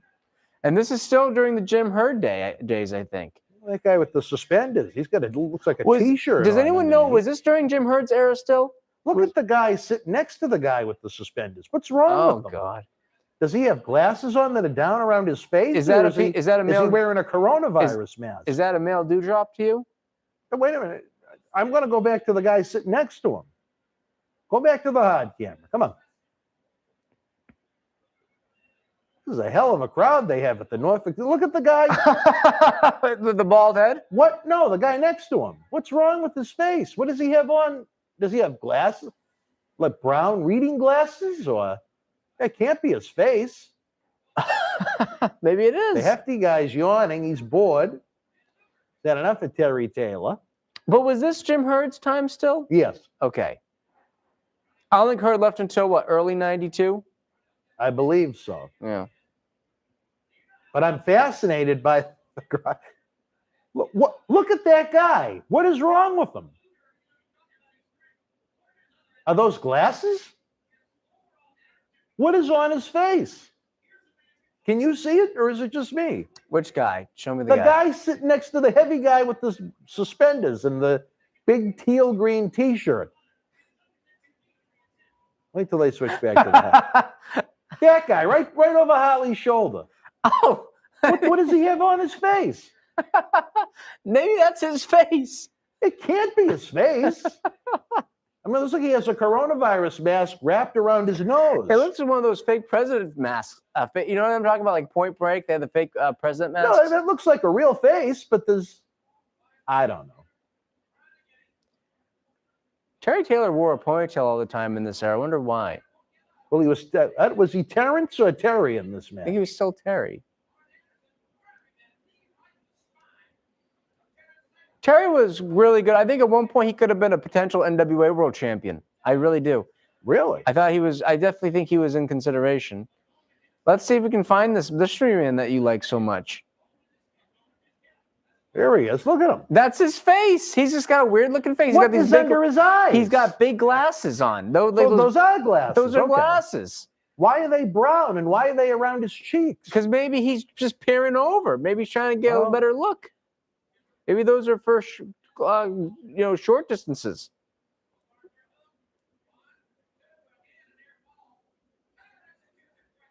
Man, What is all the green stuff all over the ring? you know what's crazy? Did I miss someone with paint? Not sure. I believe TT Terry Or Taylor Muda? is the youngest guy. He is the oldest guy here. He looks the youngest. Vader bomb. Ooh, Well, certainly not the effectiveness of looked Leon good. White. Looked good though. Vader's on the show, I believe. I saw him in the locker room. Yeah, been his prime at this point. The years before he got buried by Shawn Michaels. That was a very memorable feud for Yeah. a lot of the wrong reasons. Well, they had that match at SummerSlam, and So, yeah. they just, Shawn was being a douchebag and completely Humiliated ruined. Leon. Whoops. Well, let's try it again. All right. Well, there was. If at first you don't succeed, try again. Now, look at the guy with the mustache. Probably got to be at least in his mid-40s, wearing a pink Sting hat. Hey, that's a cool Now, hat. I couldn't imagine trying to wear that. I'm not in my mid-40s yet. Maybe I'll change you're my not mind. Leo but- Rush. Leo Rush is in the 40s. He just had a birthday What? today. Yeah, happy birthday, Leo Rush. Happy 46th birthday. I don't know what the joke is supposed to be. No joke, it's his birthday. Didn't you say so? It's his birthday, but I guess Leo is probably maybe 26. I think he's a little younger than me. I think he's younger than you, yeah. Younger than me, not Thank you, Matthew. 27. No. Not as talented as me, but he's younger. I than me. really enjoyed Leo's visit here to the studio last November, just a little over about a year and a week ago.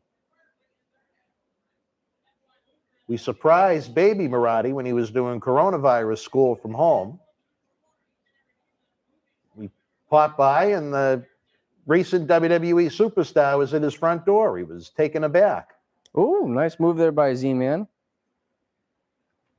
Were you a fan of Leo Rush's before you met him? I knew him as in the Indies, so I was. Geez, I could have laid it in a little stiffer than that, Lex. My God, I would be a little biased to give my true opinion on him because I like him an awful lot. But I do think he's one of the most amazing athletes in wrestling.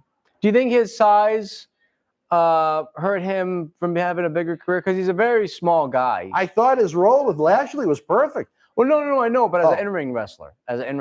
Well, I know you like to have your wrestlers a little bit bigger. if you'd have a true cruiserweight division, I mean, there you go. If you want to have a promotion, we have one small guy like Rey Mysterio. There you go. If you're going to have several of them, it loses its effectiveness. Well, I think that's what happened. People see, oh, Ray did it. I could do it. But then there was more and more and more of them. And then eventually it became, And Hugh Hefner wannabe, though. No, is but still Leo Rush is captivating. Lashley's manager is probably the best role for him. What happened with Sean DeVary? He was a wrestler, and then they used him as a manager, and that was the best role he was ever. At least he looked like a man. Well, I shouldn't say that. Well, that he was- sounded wrong. well, But you he- know what it's I mean? funny He 'cause in was the interview, thick and tough looking. Well, and- DeVary, it's funny because in an interview he said, I wanted to be a wrestler, and then I look back and be like, hey, I was used. I was in a spot. he I worked had Hogan. worked Hogan. He had. Imagine being the guy that buys the ticket to sit next to the man in the green T-shirt. How and would you feel? suspenders. How would you feel? I would go to guest services to look for a new location at that point. I think I'd be okay with it. You'd be able to, well, you're small enough where you might be Yeah. able to fit next to the big I'm guy. a small but man, folks. I could not fit next to that guy. I know the camera makes you look bigger, but I'm only 5'7", 175 pounds. He's maybe. on the gas. Yeah, I'm on the gas. On the Anyone mogul going and to the show Exxon. tomorrow? Well, it's not tomorrow yet, Screaming Baboon. Maybe in your part of the world it is, but Saturday night. Saturday night. It's about 48 hours from right now will probably be just about in the middle of it, right? A little past the middle? Yeah, probably a little closer to the end than the beginning. Yeah. Oh, man, where am I going to be 48 hours from now? That's Huh? cool. I'm thinking about where I'll be 48 hours from now. Probably watching the show. Yeah, you'll be there enjoying it. Yeah. Yeah, well, Baboon, it is tomorrow for you. Well, I guess hopefully a little later on you'll get to see. Look at that lady giving the middle. I think that's a lady giving the middle finger. They're very angry about the finish to They this didn't- hellacious tag team encounter. Boom. Even Nick Patrick sold it. a little bit sloppy on the pile driver. Lousy looking pile driver from Lex Luger in slow mo, and there you go. That's it for Terry Taylor.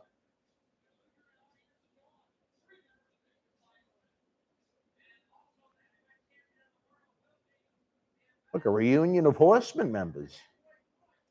Wow, look at that woman from the side profile of her breast over Tony Schiavone's head. They got quite the crowd there in Norfolk. You know, are her breasts as impressive as someone else's breasts that you could think of? Who should I be thinking of? Maybe someone on the show. I wouldn't comment on that. Okay. Well, they're really ranking them up for a must-see main event. So that means that these guys, the teams who won, are now in a ring together Against each other. in a over the top rope, or Yes. okay. Guy got all dressed up in his yellow blazer, enjoying a couple of snacks at the Norfolk Scope. I like that yellow blazer. Would you wear that yellow blazer? I've been known to be colorful. That guy wanted to try and get his sign on TV, but I mean, look, this is my buddy with the glasses. Well, whatever that is. Yeah, they've got to be glasses. But why are they halfway down his face? Magnum TA. They weren't doing much of Magnum at this point, were they? They were just kind of. I think they were just trying to keep him under contract. Yeah, just give him an office job. I think he was the guy giving out. I think he just worked in the office giving out schedules. Look at Leon stretching on the floor, getting ready for action. Ricky Steamboat. Oh, Grizzly Smith. Todd Champion. Elementary schools, lock your door if Grizzly was in town. Oh, gosh. Cactus Jack.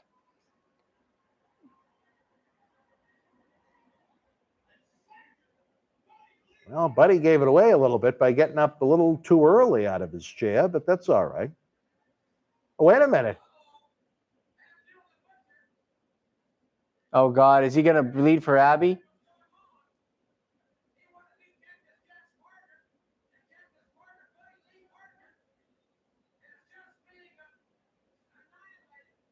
Look at Abdullah going to town on Sergeant Buddy Lee Parker. I hope he's putting his hand there to protect him. Probably not. Concussion City for Buddy Lee. Oh. And Luger's just like, yeah. Leon getting up now.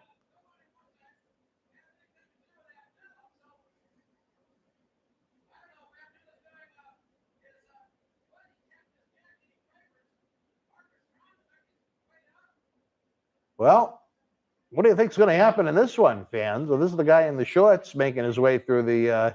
What is Todd Champion wearing? My God, the state of your jocks, mate. Our old friend Mick Foley, who's been here in this fine studio. God, did he look just awful. choosing to take his place, I guess. WCW officials aren't stopping him. They're okay I don't know with it. why Rip Rogers God. is standing in the aisleway. Or they are trying to stop him. The referees with mullets. Oh, those mulleted referees always had the. What was the last mullet in wrestling, you think? Who had the last mullet? Michaels? Michaels had a mullet in 95. I'm too tired to answer that. I don't remember. I'm sure there's been many more since him, but I think you should have gone grow a mullet for the 80s no, event. don't Should I? Maybe I'll do a mullet for the back to the 80s. Well, you know, your hair's longer than mine, that's for sure. Yeah, I mean, I could do one. doing your bodybuilding poses on social media. Yeah, that's true. That's true. You like the bodybuilding poses? Doink was like 30 people. Well, there were a few of them doing house shows. Best mullet ever was Billy Jack Haynes. Billy Jack had a mullet. Yep. Bloody hell, I'm sick of asking, but is Doink Ray Apollo? Ray Apollo was the Doink on TV from 93 to 95. And the one that'll be with us this Saturday night at Memorial Hall, downtown Melrose, Massachusetts. He's hitting him in the head. Potatoing him. Jeez, move around, you idiot. Buddy Lee Parker was useless. God, Barry Hardy, he had a nice mullet. Steamboat, did Steamboat have a mullet? Probably not. Not here. Sid, I love Sid's mullet. Yeah, it was a curly-haired mullet. Taker had a mullet for a little bit. Pillman actually both he had a Pillmans. mullet, yeah. Actually, Brian Pillman Jr. has a mullet, which I think he should cut because it makes him look like an idiot. But I think he does a good enough job doing that anyway. I think he wants to try and emulate the dad. Well, Another fine gentleman we've had here in this studio. I don't know about him sometimes. I think he's very talented, but I think he's missing something.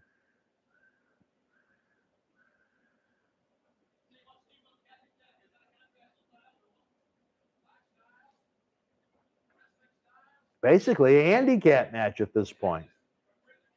Cactus Jack Manson with his torn spandex pants. I always like Cactus Jack's leopard boots. Yeah.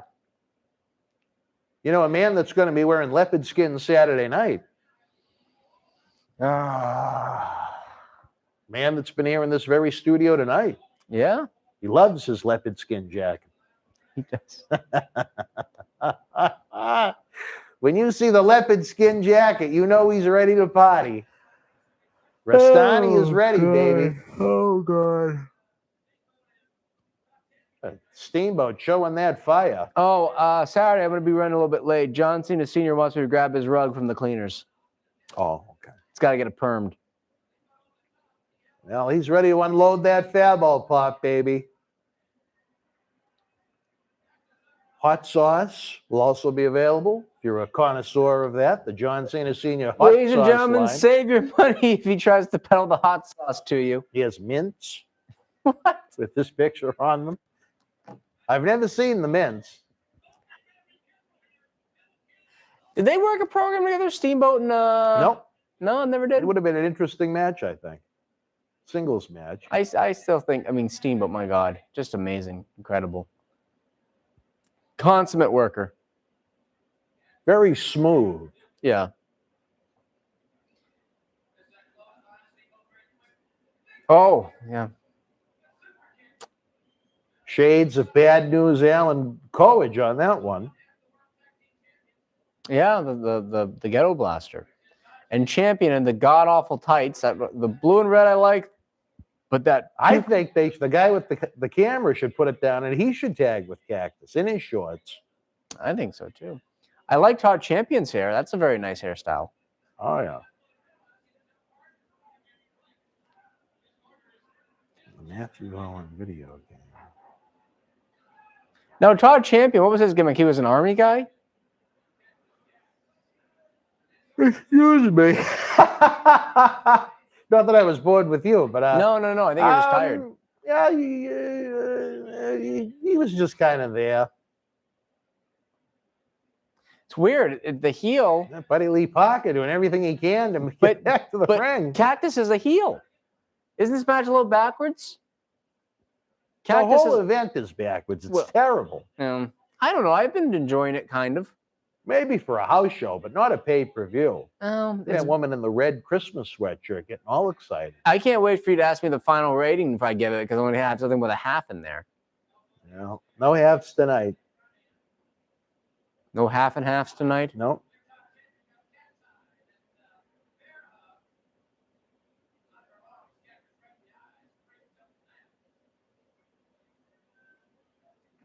Whoop.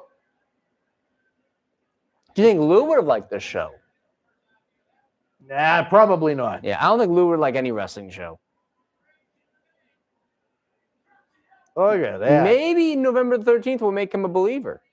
Well, he's going to be inches from the action.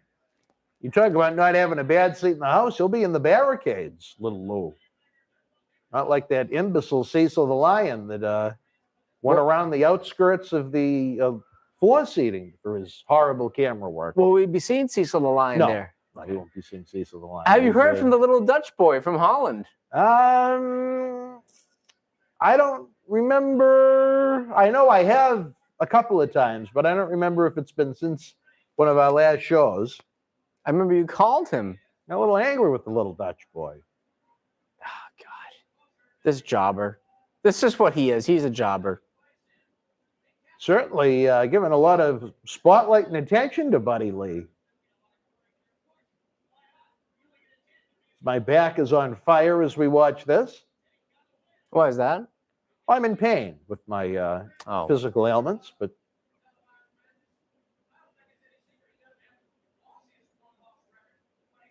do upright chairs hurt you more than lying down? laying down, I usually is when I find a little comfort. Sitting up after a little while is horrible. But again, we do it for the great fans watching along with us, having fun tonight, enjoying Starrcade 90.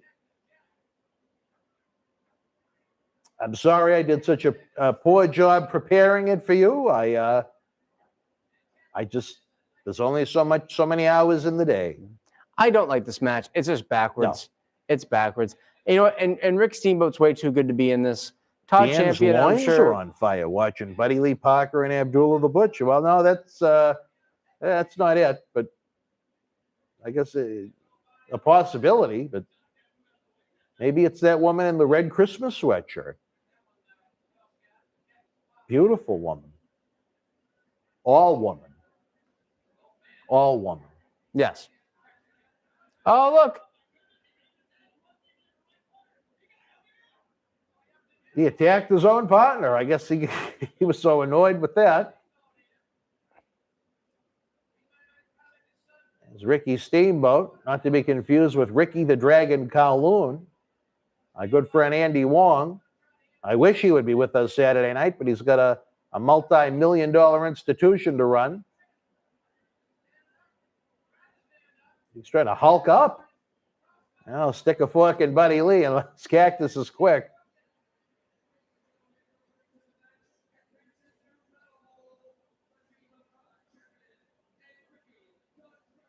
I mean, imagine WWE putting this garbage on WrestleMania. This is the best you can come up with. I think they're putting this garbage on WrestleMania already. The WrestleMania, that's a terrible product now. It's just as bad. It's just as bad. No. WrestleMania is still something else. Even if you watched one show a year, this is just hideous. Imagine if this was the one show a year you decided to watch. Well, that was a beautiful friends. cross-by by Ricky Steamboat. I like Dennis Brent's sunglasses, though. He's looking sharp around ringside, taking his pictures. The guy in the yellow blazer, the guy in the... Now, Duke the Dumpster, he'll be on Saturday. He didn't do any Survivor. He'll be here. What's that? Sunday, he'll in the studio, you mean? Yes. He didn't do any Survivor Series, did he? I don't think so, no. I was going to say, it'd be interesting to watch a Survivor Series with him around. If he was on, or a show with him around, just in general. But I don't think within the realm of possibility, I guess. Yeah, just an idea. That's all. Just an idea. Well, but maybe you and Duke can watch it. Because I tell you, this guy is ready for bed.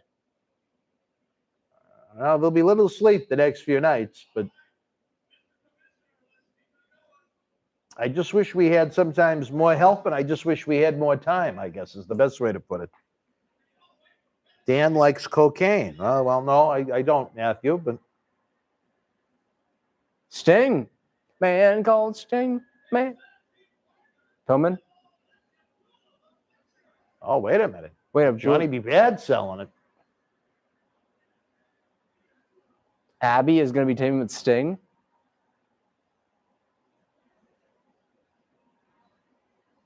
What's up with Diamond Stud? I'm going to guess he was injured at that point. Brian Pillman again kind of gave it away by standing as Bob Eaton and Brian Pillman. That's a cool tag team. Against Sting and Abdullah. Holy crap, that's a weird match. Look at him. Yeah, he's like, hey, we're going to be partners. One of the greatest hustlers in wrestling history, Larry Shreve, I've heard of his stories of hustling, and he's just something else. a master. He's got a little more than a little Rustani in him. I heard he calls everyone champ. Yeah, he did. Did you meet Called him? me champ.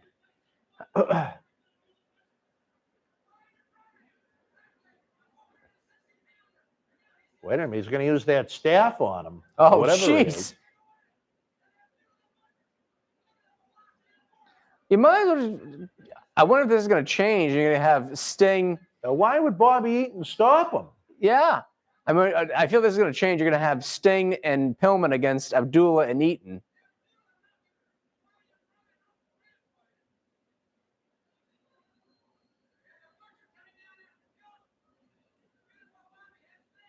But I guess they're Threw him kind of over a going to their barricade spots. there was no need for. Bang, bang, Cena's dead. Ooh.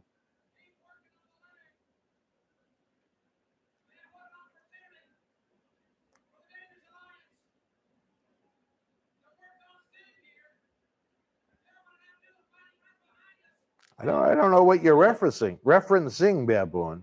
What's he Broke saying? Sting out of the closet. He went to the service station. What's Yeah. Baboon saying? Just he's talking about the Hulk Hogan, Elizabeth, and Macho Man drama. Macho was on the road wrestling, and Hogan, I think, was making a movie when that happened.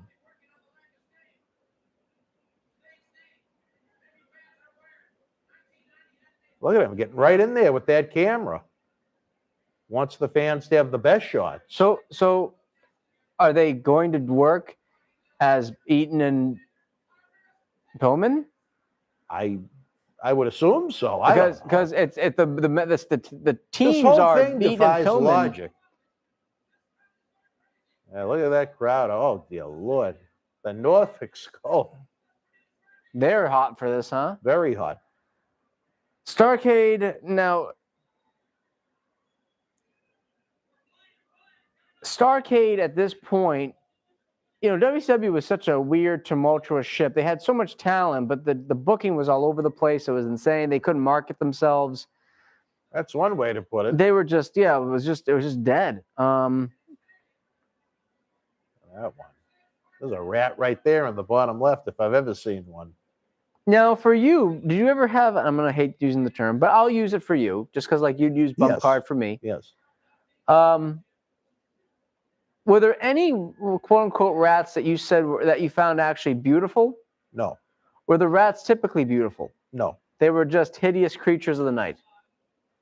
Or homely. Not in all cases would I go that far. My but mother I mean, would you know call what? them If you were a homely. raging beauty, you really wouldn't have to be a rat.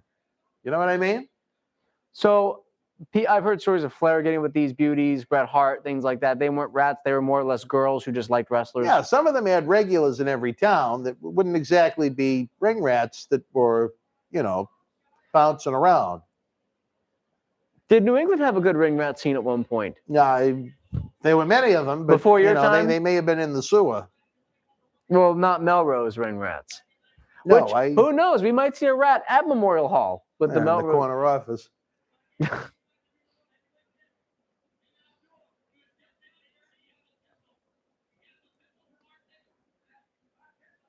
I don't ever remember watching a Sting and Bobby Eaton singles match. That probably would have been good. So I'm curious now. Is Eaton? Yeah, Eaton's pointing to Pillman. That's the tag match right there. But so what?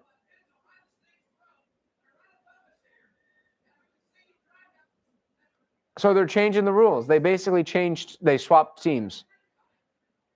It's like the Bischoffs and the Pages.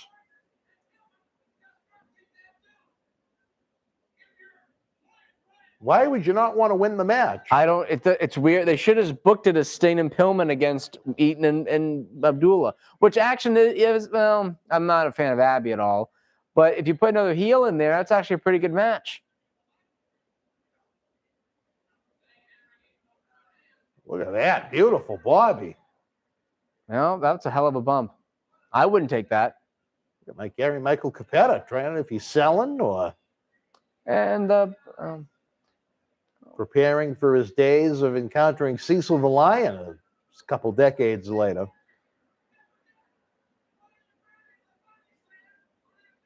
Nice camera shot of the body slam. As usual, WCW's production values. Wow. well, I guess technically, Pillman could wrestle Abdullah, and Sting could wrestle Eaton. So I think that's Yeah. how they're doing it. All They're, right, they're well. just doing it as 2 singles matches. Baboon, I don't know if Annie will be with us on Saturday. She certainly belongs. Would you let her in with a comp for all the work she's done for the boys? Or would she have to pay full price? And who in that? She Who never in that? gave me a discounted room at the Hilton. Do you so- think? Do you think that she would ever service some of the talent at her age now? Is there anyone that she would let? I mean, I don't know if you ever retire from that specialty. I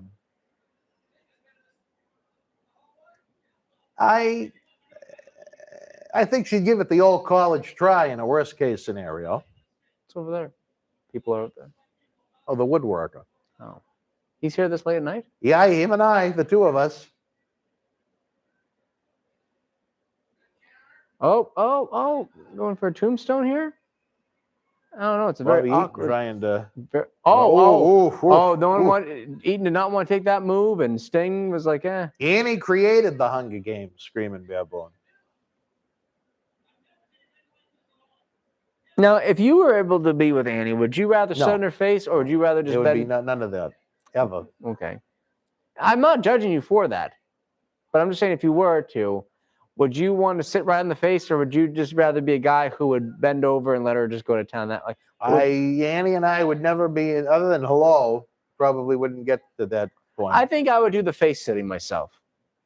Well, you've never seen her, really. Well, I haven't, but if I had to do it, I've told you kind of. Another crossbody. That was a very quick count from the referee. Very, very quick. Back-to-back cross bodies. That's how lazy they were. They're like, yeah, let's just do crew cross body finishes in a row. That old guy. Oh, technically that means Abdullah advanced with Sting, and that means Pillman didn't. Jeez, I'll tell you, it's hard to get one by you, Charlie Wilson. I'm pretty good at this stuff, huh? You look like Mick Foley going off of your bike last night. Coming back from Malden. Yeah, very. I like that quick count, though. I thought you were going to say you liked Malden.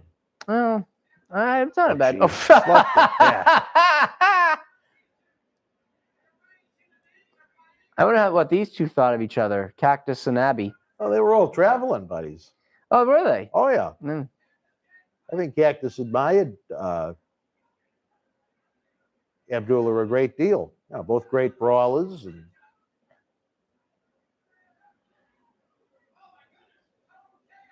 Oh yeah, let me just go back and try to take the guys who are headbutting to me. Let me just try and stop them. oh, look at this guy laughing as the wild. Look at that one in the red. Is that a man or a woman? I don't know. Maybe it's a. See the things I observe when I'm out and about? I love how you take pleasure in pointing someone out who has a very different appearance. Well, I like the odd. I'll go that You like far. the oddities and the freak shows. I do. You know, it's better than the the norm. Great brawl that they had to cut back to these two just sitting there. That was a great Look at brawl. her. She's getting huh? That was a great brawl. Well, they attempted to, I guess. yeah, that was. You know what? I don't like cereal, Matthew. I don't I don't either. have a favorite. Not a cereal guy. I don't like milk. I like chocolate milk. All right. I like chocolate milk. Not a big fan of regular milk. Quincy will never have to worry about you raiding the supermarket. Quincy would then. be like, how do you? He hasn't come in and raided us yet. Just that's this one good. time. Yeah, Baboon, that's probably how it happened. Greg just relaxed. He let it take place. That's He what was you have. pleased. That's what you have to do.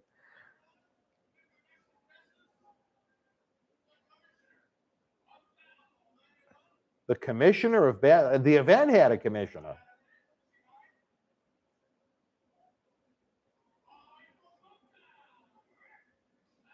Oh, it's Rick Steiner.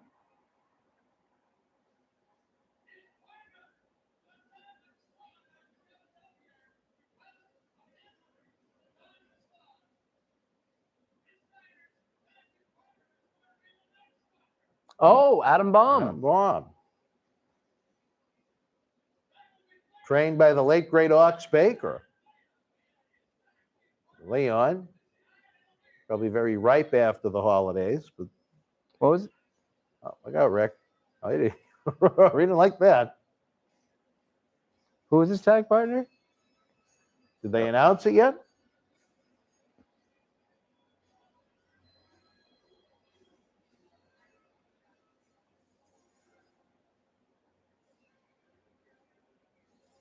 Man, Vader was something else back in his prime, huh? He was a what? He was something else back in his prime. He was one of my favorites. At his Mr. best. Hughes? Mr. Hughes. Oh, God, Mr. Hughes. Black Cat, is that what they call him? Mr. Hughes? At one point, Mr. Hughes, my God, what a stupid gimmick. you think a guy in the green teal T-shirt will be jealous of his suspenders? I would. What would you be talking to that man about if you had to sit next to him for a whole show? No, nothing. Nothing. You like the freak shows and oddities, But I don't like to interact. you don't like to talk to anyone. No, I don't. Really don't. I talk to enough people that I know. Never mind. After the show goes off air, he's literally going to walk away from me. I'm going to say, bye, Dan. And he's going to be like, Yeah. He's, wait, Charlie. Let me ask you to do something again. Hold on. Wow, look at how young Adam Bomb looked. Babyface Adam Bomb. Oh, no, he'd be a heel.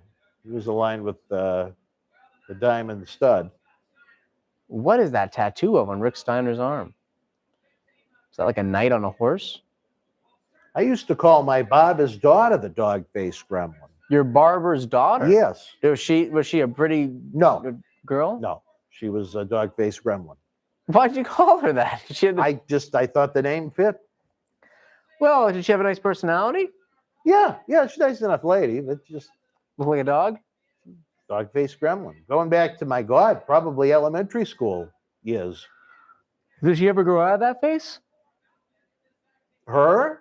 No, that was pretty much her face. She just had that dog-faced face. She was the dog-faced gremlin, at least of Barbara's. Oh, gosh. I used to get a lollipop, though, at the end of the haircut. So I would look forward to that treat. Really? Did you have any cool haircuts back then? Getting any flat tops and I high was fades? a flat top guy for a long time. I got to try and go get the moss done tomorrow. Look nice for the big event. Where are people going to be able to find you during the big event? Are you going to be hiding out? I'll be right here in Melrose, baby. Yeah, hiding out. Away from the dragon of the corner? Was Charlie nice to the kids when he was a teacher? Was I nice? Were you nice to the kids? I'm nice to kids.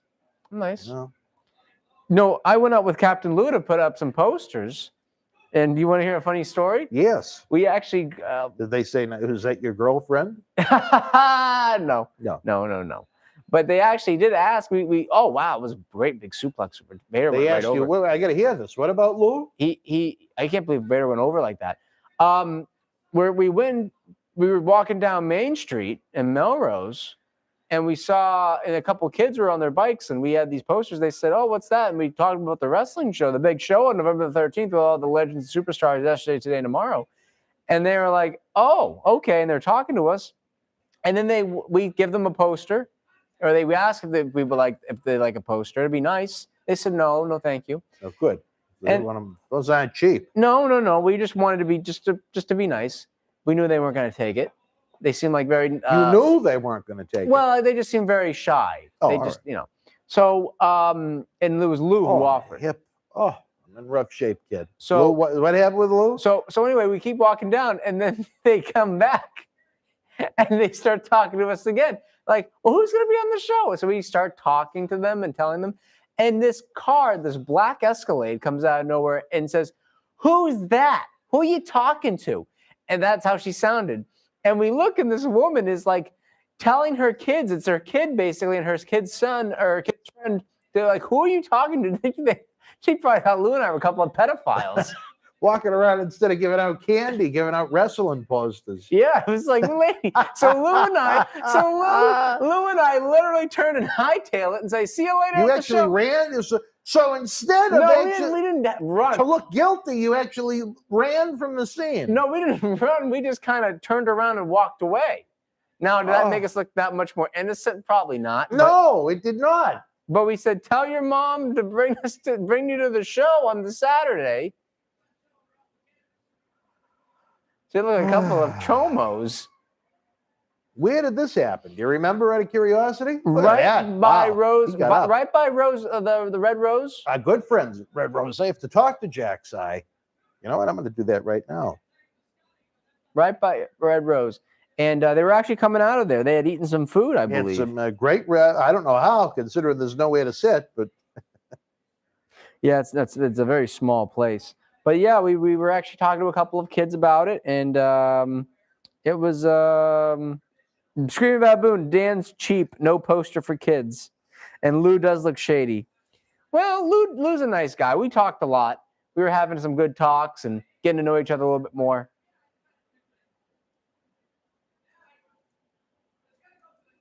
Speaking of shady-looking people, Mr. Hughes did not trust how he looked.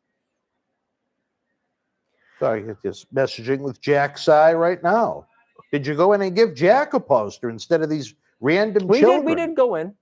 Why would you not go into a friend of ours? We did go in. Oh, We you did. did? Oh, We I did. apologize. We did. I apologize, please. We went to several places, and we postered up Melrose, and we also went to we put a couple in Malden, I believe, as well. Wow, Lou really got into it. Yeah, you have to give all the spread in the road to Lou. To He Lou. was, yeah, Lou Data. Lou Data. I helped, but he was the mastermind. Oof.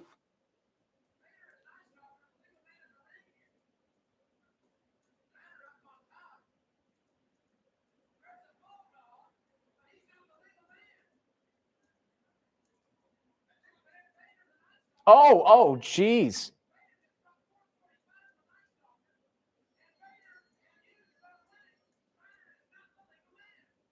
Yeah, another big win for Leon. Another man we've had here in this studio. Well, hey, it didn't. Oh, wow. And just Hughes gets right after the Bulldog. Wow. What a piece of shit. Doesn't even sell Steiner's finish.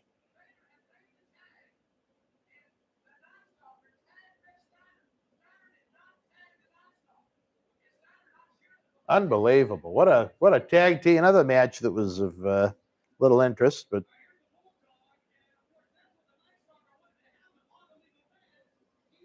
there's no rhyme or reason to any of this. Look at this. Oh, terrible. Look at Terrible, that. terrible, terrible. Oh, Leon.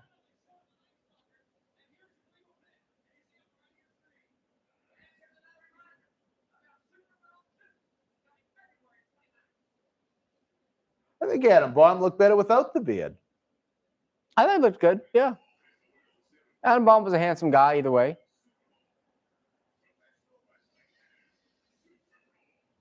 Now that he's getting older, he looks a little bit like Hillbilly Jim. Yeah, well, that's what happens with age, You look like Hillbilly Jim when you get older is a common thing. Could be. Oh, here's a question someone asked. What do we got? You mentioned New Jack earlier. Yeah. This wasn't on the chat, but I read this somewhere. Who would win in their prime, New Jack in his prime or Nick Gage? I haven't seen enough of him. I think Nick Gage is just a Dollar Tree New Jack. Well, we know your opinion. Yeah, so. Not that I hate the Dollar Tree. I like it. I go for certain things. You know what? I actually have to run into the other room for a minute. Can you carry the broadcast? I can carry it. Just give me the baby and I'll carry it. All right, baby. The baton has been passed to All right. Charlie Wilson, as I have to very pertinent information in the other room. Who's there? All right. Let's see. Was that Firebreaker Chip? I think so. Let's see what we got, folks. Johnny Be Bad. Woohoo! I love Johnny B. Bad. I'm going to go in the chat on my own phone and check him. Very well. Let's see who we got for this one, folks. Let's see who we got.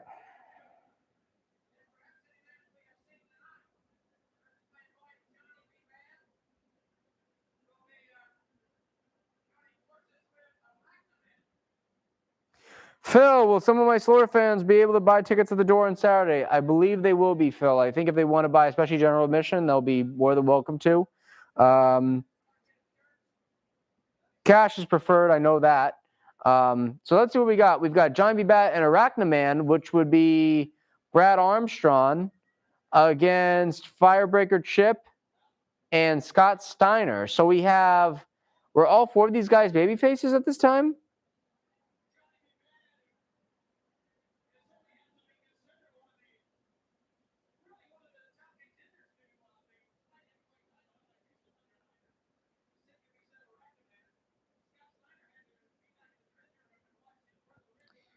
So I don't know if I'm going to try and get the boys to Red Blue. I think Lou just wants to be left alone. So I think all four of these guys are baby faces. I don't know if Firebreaker Chip was a heel. I don't think he was. Steiner was a face. Johnny B. Bad was a face. Arachnaman was a face. I'm expecting kind of a more back and forth kind of athletic style of wrestling. You know, a little bit more spotty. This actually could probably be a decent match. No, Firebreaker Chip, that was not Chris Candido. I don't know who that was exactly. I don't remember his name. But so let's see what we got. We got a little bit of a heelish shot.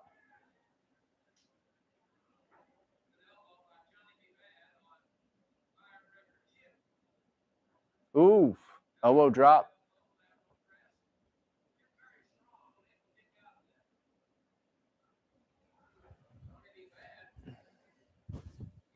Making sure my hair looks good for everyone at home.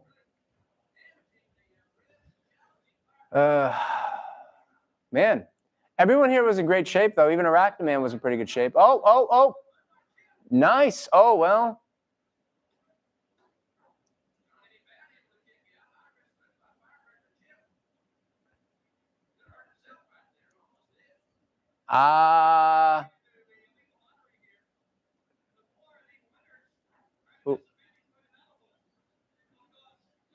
Arachnaman was their purple and yellow. Wow, yeah, people were into Steiner a little bit.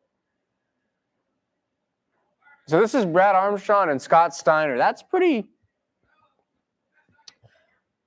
Marty is in Florida right now. Marty lives in Florida, guys. He lives in Jacksonville, I believe. Oh, wow. Good back and forth here. Whoa. Oh, wow. Scott Steiner was something else in his prime here. Off the ropes again. Back body drop. And Brad Armstrong, I mean, gosh, just smooth of a worker as you'd ever find. I don't know if you could have a bad match with Brad Armstrong. I couldn't think of anyone who could. Arachnaman. Talk about a Dollar Tree Spider-Man, Arachnaman. Though I like the outfit. I like the name. I like it. Oh, tags into Johnny B. Bad. He's got some ass meat hanging out a little bit on his trunks. Who is this now? Johnny B. Bad. He got a little bit of ass meat hanging out. Oh, I thought you said ass eat. I didn't know Annie took Sable's place at that point in time. Well, I misunderstood. I apologize. could you imagine if Sable was doing what Annie did back in the day? She may have, for all we know, but Yeah, would you line up for that one? I wouldn't say no to that one. I think it'd be interesting. Rastani brought back another Shaw's carriage full of drinks. I saw. Is he still here? There's a second one. He's doing a podcast right now. With who? Long story. Can I go be on that right now? No. Oh, why? You You're all set. could carry this for 5 minutes. Can't believe fans were just 2 nights away. It really blows my mind that this event that we began to kind of come up with the concept of back in the fall of 2019 is finally going to happen. Much different than we expected it to be, but such is life with the coronavirus.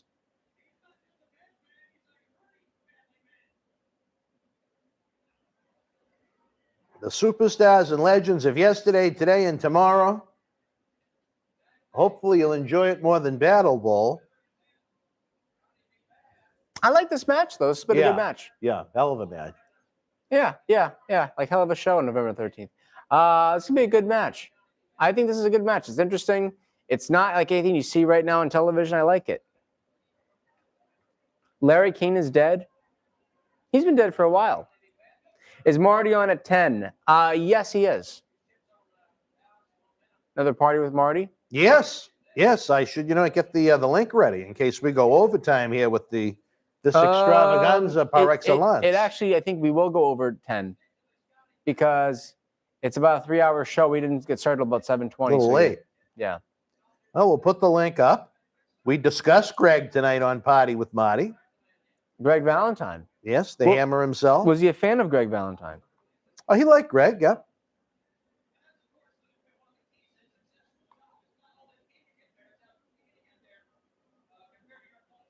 Room is that the Party with Marty could be going on hiatus. I don't know if you heard those rumors. Sometimes absence makes the heart grow fonder. And a lot of absence, but sometimes you can put something fresh and new in its place for a little bit.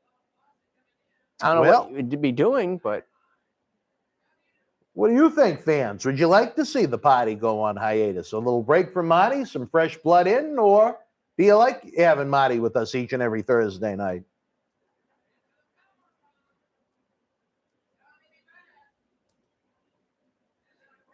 He's ready to be with us on Saturday night. I know that much is for sure.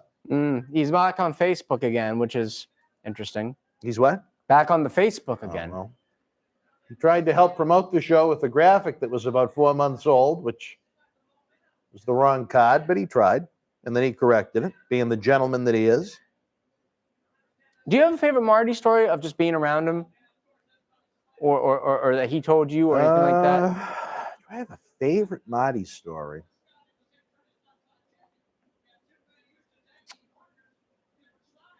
I don't, maybe because I'm just so tired, I don't know.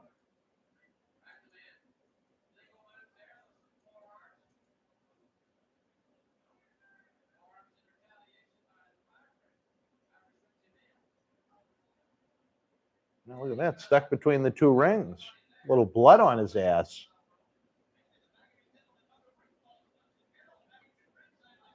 I like Firebreaker Chip. He wasn't that bad. I heard Bob Backlund, he got on Bob Backlund's case and Bob stretched him a little bit. It's not a surprise. Bob will probably stretch anyone in the building this Saturday night, November the 13th. Memorial Hall, 20th anniversary as we go back to the 90s. A man that held the championship gold, winning it at Survivor Series, 94. Well, so he was holding the gold a lot longer than that back in the late 70s. Yeah, he did. He did.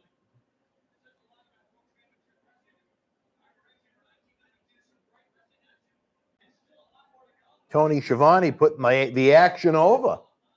A lot to look forward to in 92 as you have Arachnaman and Firebreaker Chip in the squared circle. Did we get any response to my question? I haven't had a chance to look as I'm trying to. Yeah, the cyber autograph signing.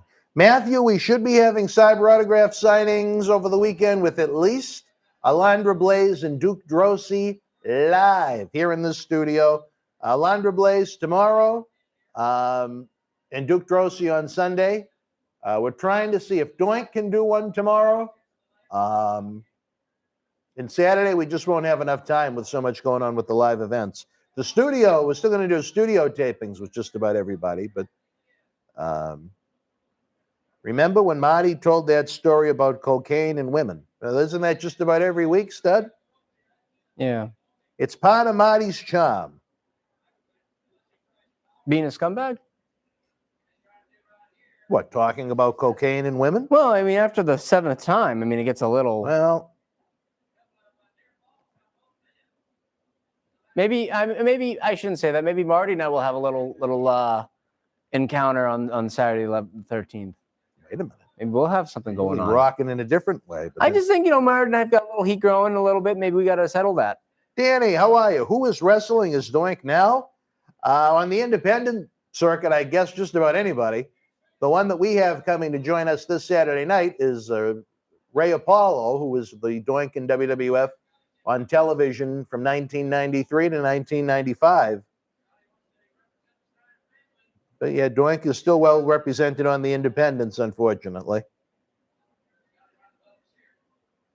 I would never book a fake.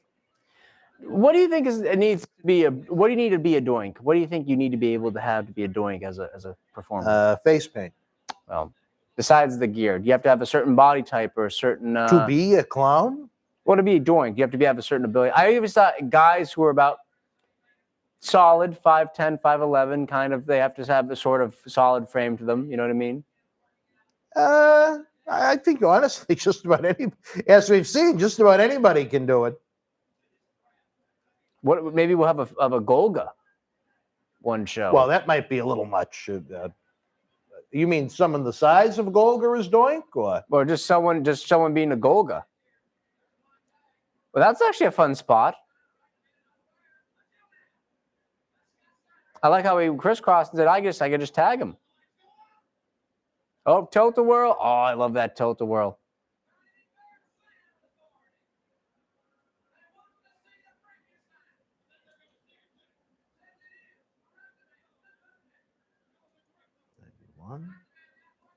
See, these guys are in the corner. It's like they shouldn't really be in the corner.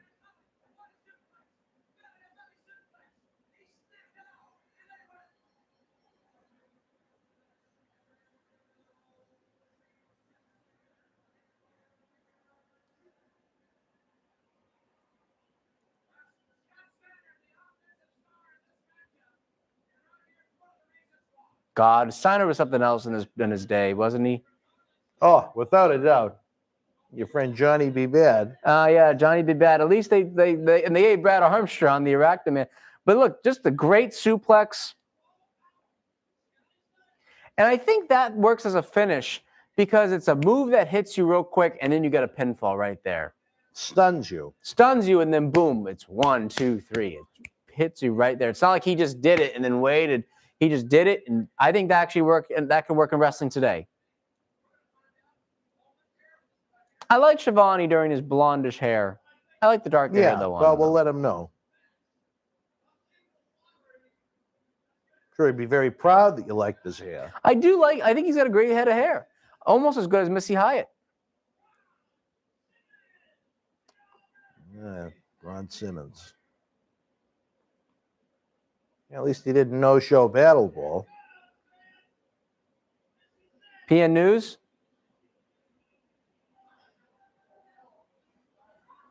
They're running down to Slim Pickens on who it could be.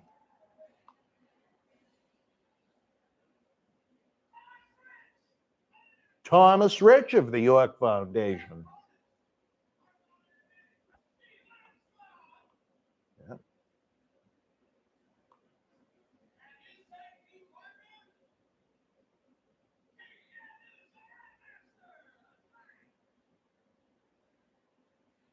There he goes, the Rat Master, PN News. So you got Tommy Rich and Ron Simmons. Oh, God, Tommy Rich looked awful here. Is he still wearing his Thomas Rich? Is Thomas Rich still wearing his trunks that look like they were in the wash? And then the other one of the Young Pistols.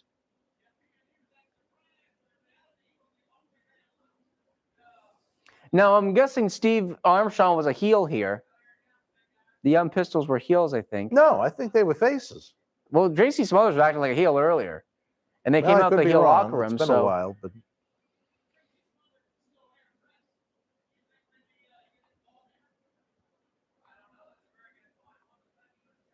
Look at Ron Simmons. Do you have any feelings on Ron Simmons? Yeah, I'm too tired to say what I want to say.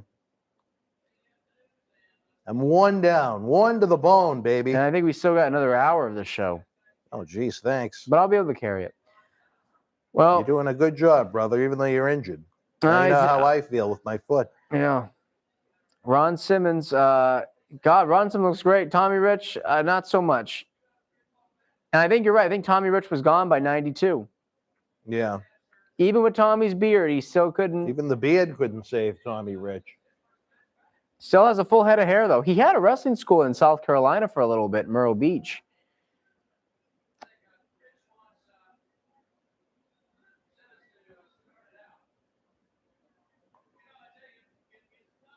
You're going to take those chaps off, Tommy. Do you like Tommy's chaps? Yeah, I was never much of a Tommy Rich fan. Yeah. Talk about, I think Tommy Rich might have had the original dad bod. I don't even know if I'd go that far. Yeah. Tommy just, it seemed like, didn't care. And I guess we're going to get Ron Simmons and Steve Armstrong. What a way to start.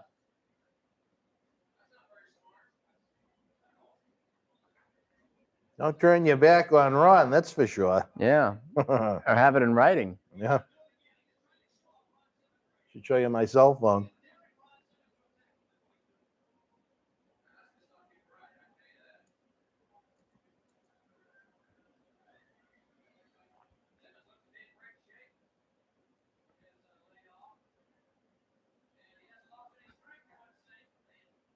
You know, in tremendous physical condition is Ron Simmons. He looks badass to the bone and then some. Yeah.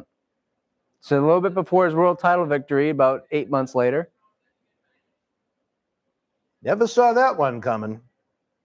Well, that was a Bill Watts deal, and they were trying to kind of duplicate some of that Junkyard Dog Butch Reed success. And it did not work. It did not work. Well, what was working at that time in WCW? I think it tried. But Ron Simmons never got back to that level again. Oh wow, you're keeping on the chaps, Tommy. Tommy, no. Tommy would have been better off going to a singlet at this point, or just working out. His buddy, Mr. USA, Tony Atlas, you'd think the two of them would have talked gear a little bit. Yeah. Do you wish Working out a little is there a bit. wish part of you that wishes Tony Atlas would have been at this show? Yes, because he got a cash deposit Yeah. and stole from Yeah. us. Actually, so- he was originally on the card. Yes. Yeah. And that's when you deal with a phony and a fake and a fraud. That's what you get, I guess. We wish him well. Not really, but it sounds good. No, I am. I don't feel like my jovial self. I'm so tired, and on top of that, You're being a bit of a dark a cloud. bit of a grump. Yeah, I think I'm just going to walk out of here as soon as this is done. No, it's going to take you a while with your knee, but that's all right. No, that's fine. Down to Malden.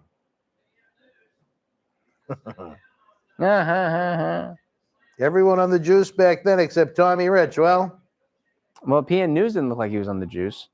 I don't even think Armstrong was on the juice. I think Simmons probably was, but I don't think Armstrong looks more natural, I think, than anything. PM Marty is his new show debuts at 10 p.m. tonight on the YouTube channel. Check it out. Super Chat is open for business here, there, and everywhere. We'll get a little PN News action in there with Tommy Rich. What was his catchphrase? Yo, baby, yo, baby, yo. Very good. What happens if we had Quincy sing that? Well, that How would would have that been an sound? interesting. I think Quincy would have been more over than PN News. But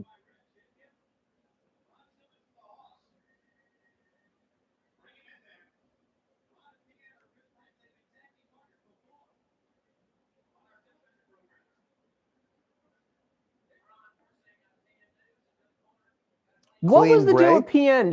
He was in there and then he was gone, and then that was kind of it. You know, did he steal? I heard he stole some things. What was going on with him? now that you mention it, I did hear that. I don't particularly remember who or why or what, but from what little I know of PN, Oh, PN turned heel right here. his brother went on to great fame in WWF. And they both had very, very short runs. Who did? Both members of the, whatever their last name is, family. The Armstrongs? No, the Newses. Oh. Both large men.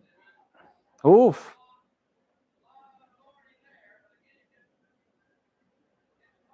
You know, Ron Simmons wants you to know his initials are RS, just in case you. KS. Ron Carey Simmons. That's right. Oh, wait a minute. Oh gosh, that was. Wait a minute. Hey, it's Quincy. Well, have we got these things set up, I hope? Yeah. Yeah, All we've right. had these things set up for over an hour, about 2 Well, hours. I had to do some. Did you business. see the little treat near your milk? Well, right now I'm just drinking some water here. Oh, all right. Free Quincy, water. what's your favorite kind of milk? I was telling regular Janet, milk. I don't Yeah. like milk. I like chocolate milk. Well, so don't I. Yeah, I Oh, like you chocolate. like a little chocolate milk now? Why not? Well, anyway, so where are these? Well, that's every question. Where are the tickets? Where's some of the prizes I can tell about? They're all over the place. All right. Well, why don't you let me have something here? What can we give them? the head? Well, come on, let's go. Well, this is going to be up for silent auction, Quincy. The Ric Flair autograph poster. All right, why don't you hand that to me? All right. Okay, ladies and gentlemen. Well, you heard him. Quincy, the cameras can't see you over there, though. All right. So hold it up anyway. Okay. Yeah, put your free water down. So, how about it, ladies I- and gentlemen? This is one of our mini prizes here. So, what's this called again? It's a Ric Flair autograph poster. Ric Flair autograph posters. Just one of the many prizes we're going to be raffling off. So, get your tickets for the wrestling show. Just dial in on the WNWF.com. Here. BostonWrestling.com. The You were close. BostonWrestling.com. Yeah. Okay. It's for the kids. You know, you can see we got a whole bunch of nice prizes here. Yeah, Just look at this huge display here. yeah. Okay. And we know that you love wrestling. I hope how so. about it? I hope Get so. They're your watching. tickets. What else have we got? Oh, we got The WWE title over here? They don't have no title. I believe this is going to be up for a silent auction as well, Quincy. Okay, ladies and gentlemen. Halloween how about it? Havoc. What's this called? Halloween Havoc. NXT Halloween. Halloween Heaven. How about it? So, come on now. It's for the kids. And we know you like wrestling. Halloween Heaven posters. Come on now, because I'm going to be saying this, just a couple of days from now. Quincy, you'll be there live. Yeah, live. What time is this event start? At the evening event, the Fan Fest starts at 4 and the wrestling starts around 6. My times could be off on that. Check out BostonWrestling.com. Okay, so there you have it, ladies and gentlemen. But they still can't see you, Quincy. Well, there you have it. Be there, okay, and get these prizes. Now I have to ask the fans at home that are versed in politics. Do you think it's more of a Newt Gingrich or a little Chris Christie action? Don't listen to him now. The important thing is now, ladies and gentlemen, head. Because I know my good friend Al Snow is out there somewhere. Imagine if he was Mike. So make sure you get your tickets to this big freaking awesome show in the world of NWF.com. All right? Boston Wrestling. The Boston Wrestling. .com. Yes. And everything else you want to call it. So I think it's time now to go get some rest because I got a little time to rest for a long freaking night ahead of me. Because someone's going to get these things done. Now do you plan on ejaculating before you go? Don't into listen bed? to this All guy. right. The important thing is you're in for some good entertainment. Okay? So go home now, get some rest, because you've got a long night ahead of you for the best friggin' entertainment that one could ask for. The world of wrestling. Okay? Get ready to buy some raffle tickets. And I'm going to be showing off some of the best prizes. What else do we have here? You got a Finn Balor poster. Quincy. Okay. It's going to be in the raffle. To conclude the night, ladies and gentlemen, we've got a Finn Balor poster. Autographed. Autograph, okay? So conclude the night with this. Get your raffle tickets ready. And yours truly, Quincy Crystal, is going to be out there raffling off some of the best prizes that the wrestling fans could ever have. Okay? So, good night. And head. Danny, you've got to see it in person, brother. Head. You're talking about the new. Head. Quincy, they're asking a question, and they All said right, what's your question? the night before on Friday night, when you take a shower, are you going to run through the house naked? Don't listen to this guy. You believe this guy? He's gonna pay the consequences later somehow. You know what? I want to ask the fans at home. When you guys go and take a shower, do you run through the house naked with the clothes you're going to change into? Or do you wear what you're wearing into the bathroom with what you're going to change into? I don't believe any of it. I have never run through the house if he's got his mouth open, but he's Quincy lying. does it every night. Why are you doing this to someone that helps you out? Why are you saying these things? I'm just fascinated by it. I've You're not never gonna be done so it like fascinated now. about I'll ask someone you, not- Charlie. How do you do it? I'll tell you this. I take my clothes off. I walk to the bathroom. You run through the house naked. Well, you just knock this off and stick to the No, I'm wrestling. asking him. I don't. Well, Why first don't of you all, just knock this off and stick to the wrestling department before someone comes up and listen, this is actually a very PG question he asked me compared to some of the other things I get. But yeah, you do the same thing. Why don't you knock this off and maybe wrap it up for the night? Because it's obvious. We're live, Quincy, around the corner, around the world. Yeah, well, maybe it's time to wrap it up for the night and start getting ready for the show, okay? You're saying the wrong things here. But I'm asking, I want to know what people do. I don't care. I take my clothes off. I don't think they care either. I take my clothes off. And you run through the I don't run through the house. Friday, do you walk? I just walk. You walk, you're sounding like a lousy host here. But I've never done that. He is a lousy host, but it's not for that reason. I've never done that. Well, right now, that doesn't have anything to do with wrestling. Now, you don't do it after the shower when you're all wrecked. You know, why don't you just wrap this up for the night and get ready for Saturday? Well, we're still watching the show. Well, there's your friend Ron Simmons.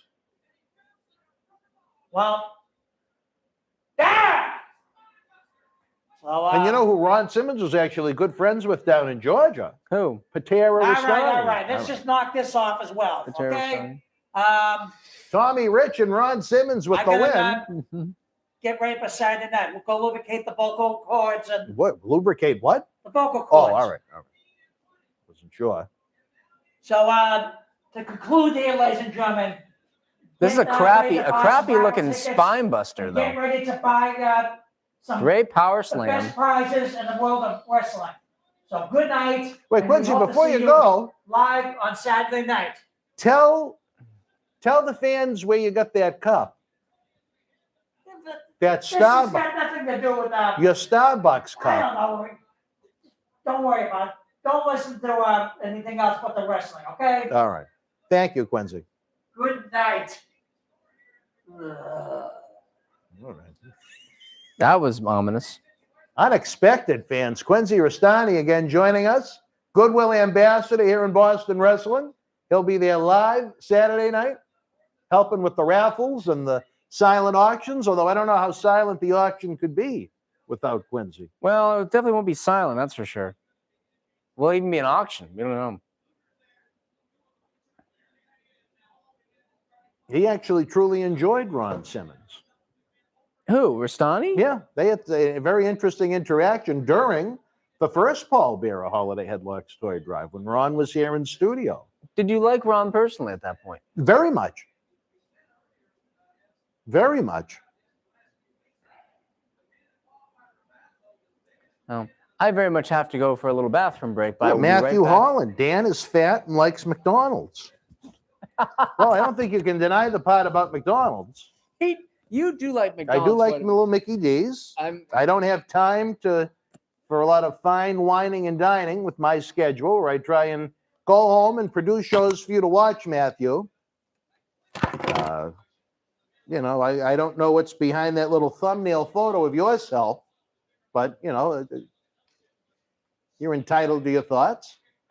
I don't know if I'd call myself svelte, but now did you take the microphone off? Oh, all right. All right. We don't want to have any surprises. It happened with Father Jurgen Leas once. Father who? Father Jurgen Leas. Well, if you knew what he was known for, but nonetheless, I'm joking, Uncle Dan. All right. Well, thank you, Matthew. It's hard to tell someone's tone and demeanor whether it be messages like this, text messages, emails. It's tough sometimes. That's why I almost broke my phone today, believe me. Well, you know what? This is someone I was actually, there is nothing funnier on the internet today than Dan and Marty. You really enjoy us that much, huh?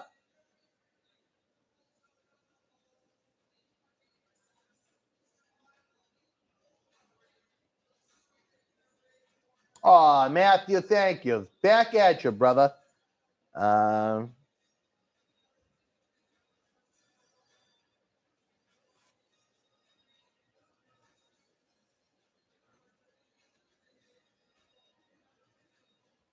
Gary Michael Capetta getting all hyped up for this. What do we got now coming out for Battle Ball? Oh.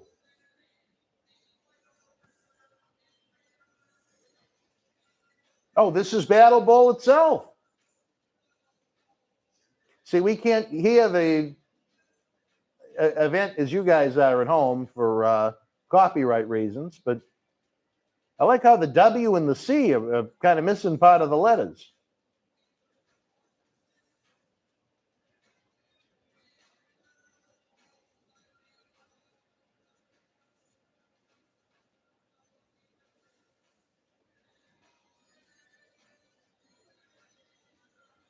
Tell you, in his prime, was that a hell of an athlete or was that a hell of an athlete, folks? I know we joke about his ring gear sometimes, but I mean, just a badass big man. Loved watching Vader at his peak. It's Charlie's favorite, Marcus Alexander Bagwell. Jimmy Jam Garvin ready to finish up.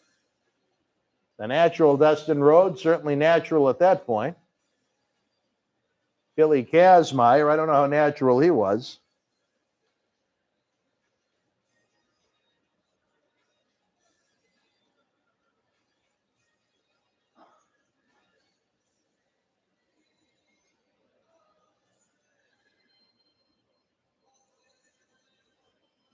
I have to go get some gas, then head back. Why don't you sit down for a minute while he's in the bathroom, Quincy, and join us? Because I need to go home, get some rest, you know. Well, you can sit down for a minute, can't you? Yeah. I think Charles had to use the facilities, Matthew. What do you got, a little cash? That's it? Yeah. The hell did you get? Googles. Oh, and that's all they were? Was $2? Yeah. Better not be any hustling going on. But have a seat. Join us. Fans would enjoy chatting with you, Quincy. Even though you don't have a microphone, you really don't need one. There's Ron Simmons. What did Ron say? Ah! Well, I liked it when Al Snow texted him that your phone the moment I came in there. And so what else, Hig? What's that? Well, I liked it when Al Snow texted him and I just came in there out of nowhere. And You couldn't believe it. so what did he say? Like, oh, good. He's just getting the crowds wound up here. He's getting the crowd warmed up for Saturday night live at Memorial Hall in Melrose. Sally Race, Quincy, he's been here at the studio before. Do you have a pick for the Battle Ball match coming up? A pick? Yeah, who do you think's going to win? Could it be Arn Anderson? Oh, I don't know. Could it be Ron Simmons? I can't play too many favorites right now. I come to think of it, I never really could play except for Al because he brought me the world of wrestling. Al Right? broke you into this business. Yeah. But I really can't play too many. 20 men in one ring, Quincy. Does that look awesome or what? That looks like something. That's called tag team wrestling. It's a battle royal, Quincy. Oh, I thought it was called tag. No, a tag team is usually 4 or more. I'm trying to think how many. Ron has been here in the studio. Vader. I'm trying to think. Dustin Rhodes has worked with us in the MWF in the past, but I don't think you met him. I'll probably make some more. Yeah, you've met a lot of these wrestlers. They're asking, what championship did Quincy win? Well, I don't know that much about wrestling as far as the championship. You guys would know. But does it matter? It's all good. Yeah, you're a good worker. Is that a good way to put it? Yeah. Yeah. A kind of a grunty worker. Well, that's what wrestling is, grumpy. No, grunty. What do you mean grunty? You know, grunty, you grunt. Well, that's what wrestling is. Yeah. If it wasn't for me, maybe half the stuff I wouldn't get done right now because of the COVID. And if it wasn't for my coming in there, the crowds wouldn't be getting wound up like this. Yeah. 48 hours before the doors open, you got them all riled up, Rustani. So I'm going to go take some stuff from the locals. Nikolai Volkov, if he didn't work out and just lived on cheeseburgers and chocolate shakes. Oh, Quincy, I have to ask you, is that your snack of choice? A bag of bugles and milk? For tonight, yeah. He likes to get a little snack.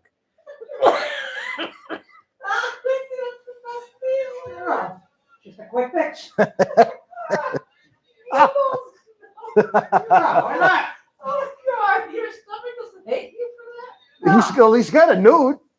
Come on. Sometimes cheese curls, Cheez-Its, bugles, milk. Come on, these are just little snack quick fixes you have to get me through. I understand that, but the combination of the two, the milk and the bugles. Milk is one of my all-time favorite drinks. Apparently, it's done you a lot of good. I'll probably drink some coffee that night. Yeah. You have bugles with your coffee. Sometimes. Okay. At least you're a consistent man. I'd like go up to Dunkin' Donuts here or I'd drink a coffee. You're right before I gonna leave my house. walk all the way to Dunkin' Donuts from Memorial Hall? Well, it's either that or I'm going to have to drink a coffee at my house. You think maybe Piggott would make you a cup of coffee? No, I'll just get a nice cup of coffee. And, Ah. all right, seriously. Why don't you pull up the seat, Quincy? I just pulled up a seat. Pull Oh, all right. Now I'm I use this for my gimmick. 10 minutes to 10. I gotta go make a pit stop somewhere, Get get some. some gas, you know. And Do you think any of the goods are going to be with us on Saturday? what? The goods. What do you mean the goods? Like Terry Good. I don't know. I really don't know.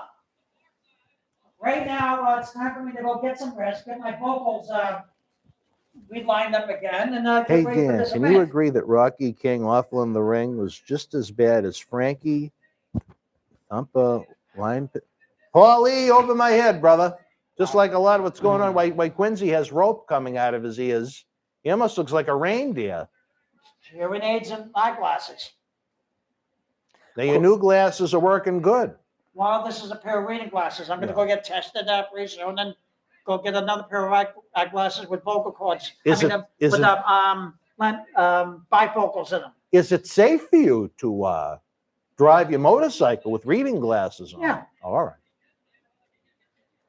Now, what do you think of Leon, Quincy, on the They're outside all the good ring? wrestlers. I All told of you. them. Right now, I can't mention too many names. No. If you start mentioning names, I just can't do that right now. No, the whole group is good to me. Those things in his ears are Quincy's tampons. So I'll see Quincy, you they're at asking you, what is your favorite food from McDonald's? fries and a shake. Yeah. Well, what flavor shake? Chocolate. Chocolate shake. Ooh, right? chocolate. I like the number one. I get a Big Mac without cheese. Oh, it's Pat. Charlie is funny. Well, you got a fan too, Charlie. Speaking of food now, why don't you talk to Al and see if we get to be entitled to a free slice of pizza and a Coke, for setting everything up. In my case, I'll probably drink milk to go with the pizza. He's looking for a freebie with a little pizza. Why not? Milk with pizza. I don't think there's going to be any milk at Memorial Hall, Quincy. I'm going to get milk. You get it. Yeah. Well, but across the street, isn't there a convenience store? Yeah. There's a Shaw's. Okay, well, that's regular convenience Just store. ask if I can get a free slice of pepperoni for helping them out with this. Oh, you don't need cheese isn't even good enough for you. It has No, to I be would like a pepperoni. slice of I just pepperoni. want a slice of cheese. That's all. I There's- would like a slice of pepperoni. Dan, what are you be eating that night or that day? Probably when it's over, as usual. You know me. But I'm going to need some kind of food to get me through this, and then so it'll probably be milk and pizza, and maybe I'll go get some goldfish. Some goldfish with the milk. Why not? Yeah. Some kind of snack food just to get me through. And Would you share your goldfish with Peggy? with who? Peggy? She wants goldfish, but You'd give her some. Even after what happened with Al, you'd give her some goldfish. Yeah, we'll just. Really? Wow. A little surprised. It's almost like stabbing Al in the back. I said, yeah, if he wants goldfish, we'll get it. But No, I said, would you share them with Peggy? it's her freaking place. So you'd let her She's have not going some. to ask for goldfish. I wouldn't worry How about do you know? What happens if you're sitting there eating goldfish and she came up to you and said, "Can I have Can some I have a goldfish, please?" handful? Then we'll give her goldfish Yeah. to make it a nice, clean night, to get me through this. They're Right now, I'm asking, just going to get through this. is the Quincy cycle going to be there on No, I'm Saturday? gonna. I would like to be dropped off and be driven home. Do we think any of the goods will give you a ride? I don't know. Yeah. You know where my house is. Speaking of that, be at my house. I'm not picking you up, Quincy. Well, tell him where it is. Maybe that'll I'm help. not picking you up. He doesn't know where it is. who's driving me back home? Tell him where it is, and he'll do it. I don't know. Don't do not. We haven't got a driver lined up yet. Tell him where it is so he knows. I'm not saying that I'm gonna do it. You But he act like needs to tell you where it is. I'm not. Alrighty, I thought you talked to these people and got me a driver to come. Just tell him where it is first. 181 Green Street, All right, Stoneham. all right. Roundhouse with a white trim. I don't. You looked at me like you expected it, Quincy. You could have asked me. I feel insulted that you just think I would have done it.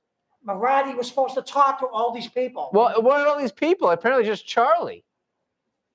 See, it folks, doesn't matter who. folks, this- Quincy, it's going to be 60 degrees. I don't understand why you can't take your motorcycle. I would take my motorcycle, but I got injured. Yeah. Yeah, and actually, if I took my motorcycle, Dan would be a little meh, meh, meh, meh, meh, meh about it. Is that what I would do? You I'd would go, be very "No, meh, no, meh, no, meh, meh, no, meh, no, meh, no, meh." Anytime Dan doesn't see something he doesn't like, he goes meh, meh, meh, meh, meh, meh, meh. Like a certain someone that he loves. You do a little bit of meh, meh, meh, meh. I don't know. That's not what Do I do that, Does he Quincy? sometimes does he do that a little bit? He kind of goes meh, a meh, bike meh, meh, meh. engine sounds like. Well- It's just ridiculous. Are you impersonating a bike engine? Quincy, I don't even know what my full itinerary looks like Saturday. I don't even know what mine looks like. But Bike engine doesn't go. Some do, some not very powerful ones. But okay, first of all, I know Saturday we're having a little bit of a meeting before the show. Is that correct? Yes. Okay. So Roddy, I thought you took care of all this. Now, you think Cute's going to come on Saturday? where do you Quincy? live? 181 Main Street? Green Street. Green Street? Green isn't green paint. Green. You know Hold what on. everybody thinks of when they think of the color green. Let me put this. Yeah, green. It's not that far away from O'Brien's Farm Hill and Stop and Shop. 181. Quincy, Screaming Baboon asked, Dan asked Quincy if he likes his backdoor service by Annie. She said she likes him. By who? Annie? I'll tell you what. Who's Amy? If Annie. I'm gonna just I'll say this. I will pick up Quincy if that's the only one I've got to pick up. I'll get Quincy. I'll come here. We'll work it out, Quincy. We'll work it out. I still don't understand why you can't take your bike when it's Because nice the weather. bike, I just would like the bike to stay home, and that way Because so you can go partying. it's just gonna be a simple bite to eat. Yeah. Then. Are you talking about after the event, too? What do you? You never heard the story about him, Al, and Don't Deborah listen at to the Red anything Roof this Inn. guy says. He likes to put on stories that All aren't right, true. Quincy, are you gonna be It with us? caused Al Are you a gonna be great with us deal of after? Are you duress. gonna be coming out to eat with us after the show? Do you Of want course. to? I'm not saying you shouldn't. I think you should, but I don't know. That's another reason why I'd like to leave the bike at the house. Okay, no. So you can party? No, he just doesn't want to ride late at night. I can understand that. So you want to have a ride to the building and a ride home. Yeah. You need 2 rides. Yeah. Okay. I could maybe do Besides, that. unless I could just pick up cash and just go home afterwards.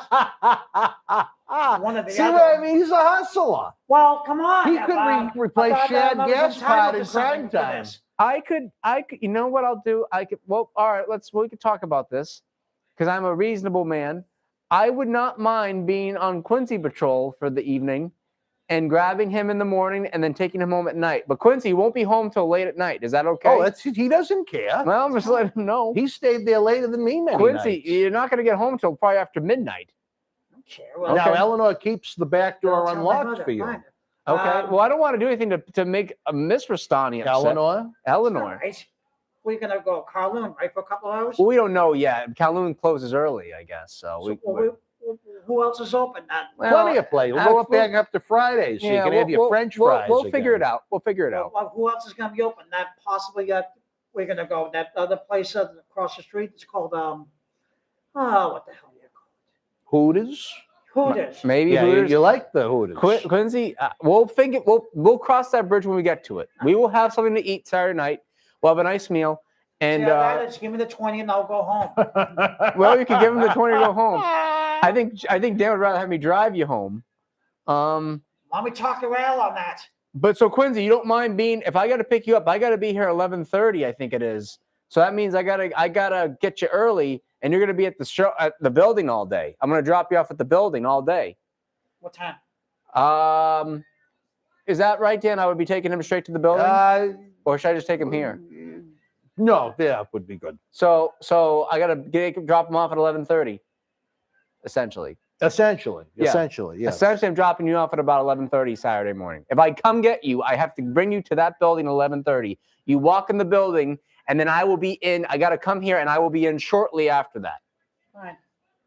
Then, because we gotta set some of this shit up anyway. We gotta bring all of us. Got to get the ring set up. Well, the ring, but you don't have to worry about the ring unless you want to help them with the ring. Then that might be their own thing. But some merchandise is gonna go in there. The drinks. yeah. So I'm just gonna drop you off, and that means you won't get home till probably after midnight. Just let you Very know. late. Very late. Oh, Hopefully, you're not going to tape anything like you did that night with Al and Deborah.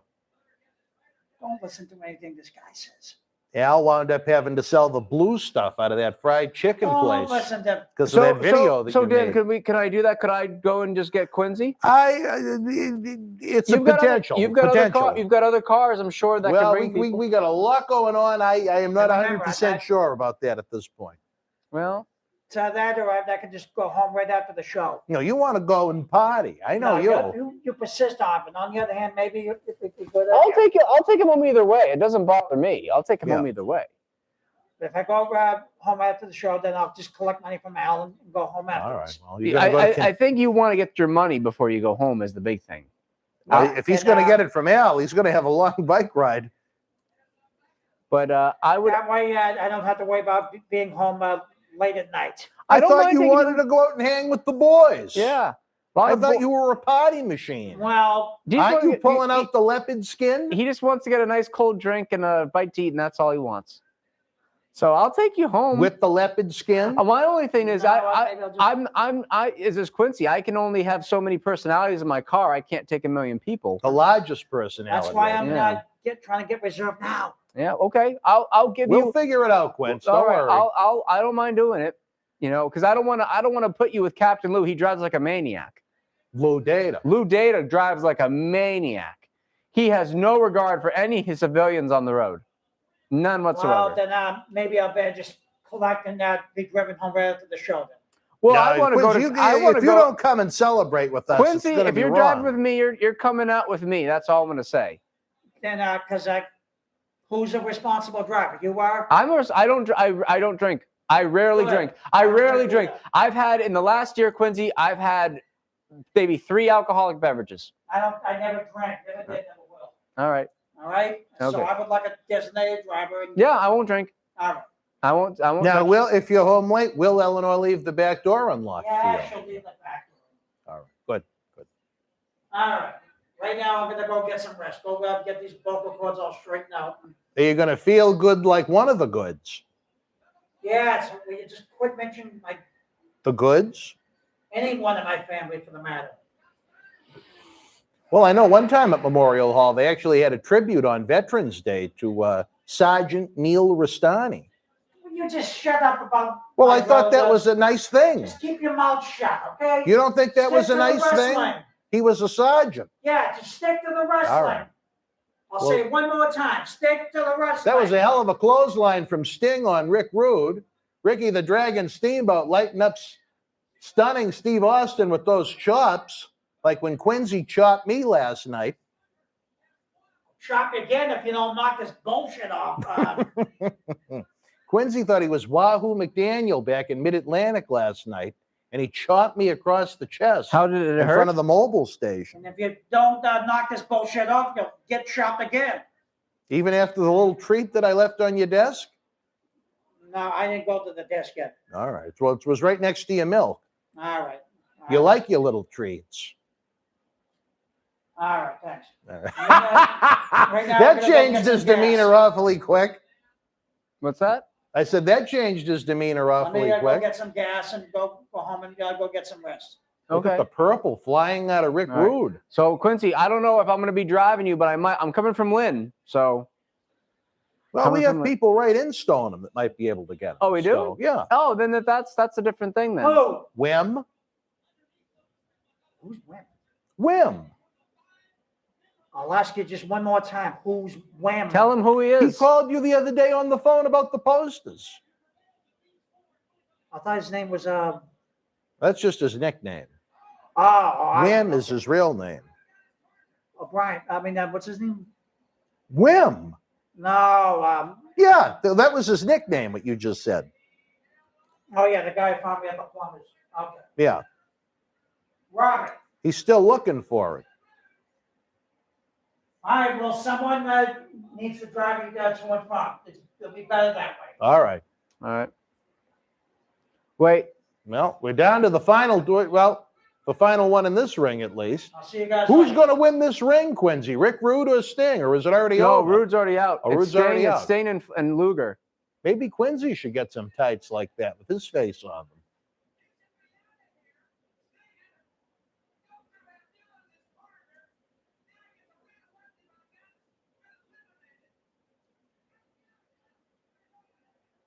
Well, wrestling fans, right now, Party with Marty is kicking off.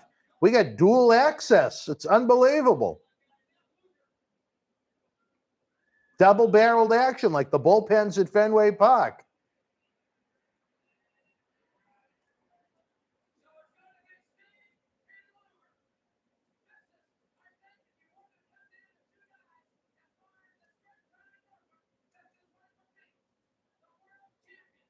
Great What crowd. a great way to set up Super Brawl 2 on leap year in 1992.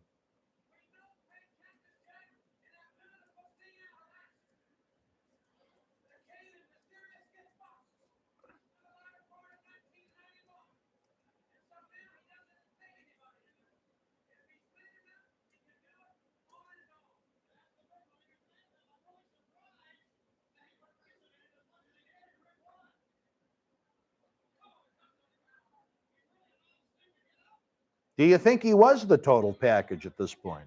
Yes. This was probably Luger roughly at his peak. After this, it started going downhill for him. But It was all downhill from there. 88 to 91 Luger, pretty good. Pretty good.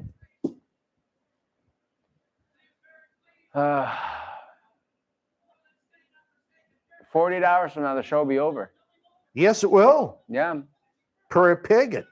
Per pig. Oh, that was her rule. Have everything up by 10. Well, no, not everything out, but the Show itself. the event will probably be winding down right about now. 48. It'll be like the day, be like Christmas night. So 40 hours from now, like a hawk, Quincy's going to be looking for me for that ride.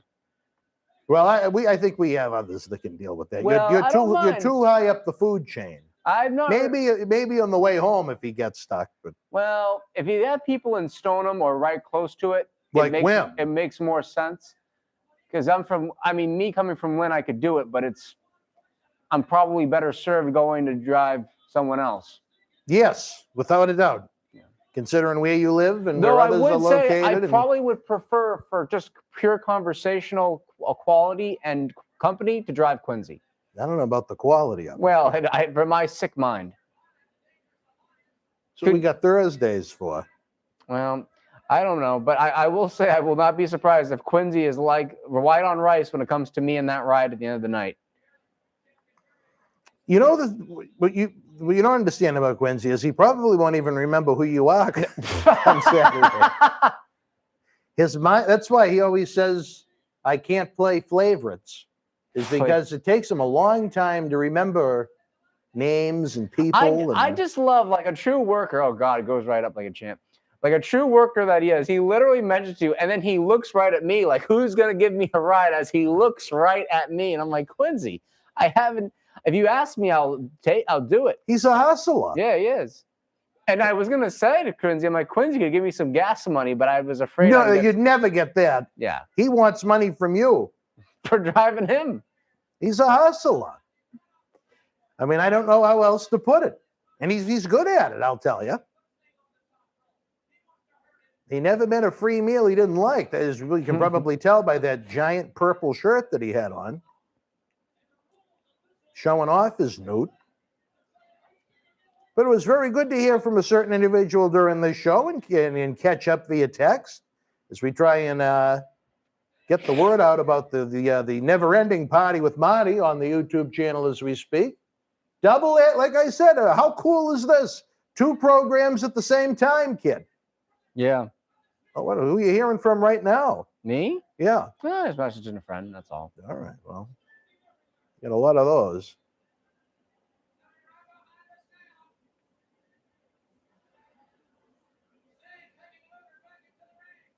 Is there anyone out there watching that enjoyed this concept? I think it's an interesting concept. The execution was a little anytime they try to put heels and baby faces together, it can be kind of good or kind of bad. Oh, Marty's starting with the dude, where's my phone on his Facebook. Yeah. What time is Marty coming in, Friday or Saturday? I think he changed it to Friday. Oh, what time's he coming in? I don't have a clue. I have nothing to do with it. Oh, Christ. I'd rather not be I around. don't want to have anything to do with it. Nope, I'd rather not be around him. Well, you never know if he may chime in. We got some heat, brother. Really? We got some. So why do you have heat with Marty? Well, you know, I think Marty has kind of conducted himself in a way that is not befitting to Marty or to our friendship. So really, that's all I'm going to say. So Marty and I, we might have some heat. Maybe we should have a match on Saturday. Actually, my knee is a little messed up, and his foot. And both of his feet. So you know what? Maybe look at the guy with the glasses. He's astonished. You know what, though, Dan? I'll tell you this. Yes. You give me till April 16th. And you think you could take him? I think I could take him, and then give Marty April 16th. We could both train for it. I could go to a school and nearby, and the Joe, the Joe, and I can get in shape. The slow Joe. I don't know if I should lose weight for Marty or gain weight. I think I might be better off with some speed and some stamina. Oh. It's also very happy to find out another superstar is confirmed for our Back to the 80s Bash in April. Who would that be? We're not going to announce it now. Who do we have confirmed for that event so far? Well, Jake the Snake Roberts and Axe and Smash Demolition certainly are going to be. Warlord? Or is that maybe? That's, like I said, that's why we don't discuss certain things that aren't in concrete. There's probably 20 different athletes we've spoken with. Well, I know there's a lot of people that you talked to for this event that didn't want to travel during COVID, and hopefully by spring, it's a different. It'll be a whole new world. Yeah. The flowers will be rising from the ground, and the weather this Saturday is going to be. Baseball will be starting. This Saturday, the weather's been interesting. Originally, it was going to rain all day, and now it looks like it's going to be a little bit. Yep. You know? So it's weird, folks. New England weather, you don't like it, wait 15 minutes. It changes. It's really weird. I didn't really care for those types of punches from Sting, but April, I'll guarantee you that show is going to be almost a rain out because it's April in New England. It always rains. Well, I think the weather in New England is, at least in this area, is pretty much on par in November and in April. I'd say maybe a little warmer in April than November for the most part. I think if you looked at the average temperature for the month, I think probably April would be a little warmer than November. A little wetter, too. Definitely wetter. Yeah. And look at Sting winning Battle Bowl 91. So what did he win being the winner? I think he got a trophy and a title shot, maybe.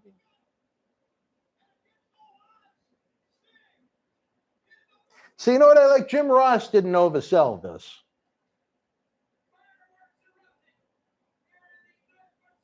You know what I mean? He didn't put it Yeah. over like it was, he just won a world championship. He, you know, JR knew what it was, and it wasn't much. Right. What a waste of a Starrcade, though. I mean, the year we watched Starrcade 91, and that was atrocious. They had that horrible tag team tournament. Yeah, and then Sunday we'll be doing Starrcade Survivor Series. I cannot confirm nor deny that. All right, all right. We may lose the watch along with Duke. Yeah. I don't know. Which I understand. And we have, you know, potentially other individuals that may be with us. So we'd like to do the watch along. Maybe we should have been smarter and pre-taped the watch along. But like I said, you cannot hold us accountable for this week. Hopefully we'll be back to normal on everything by next week, but even that remains to be seen.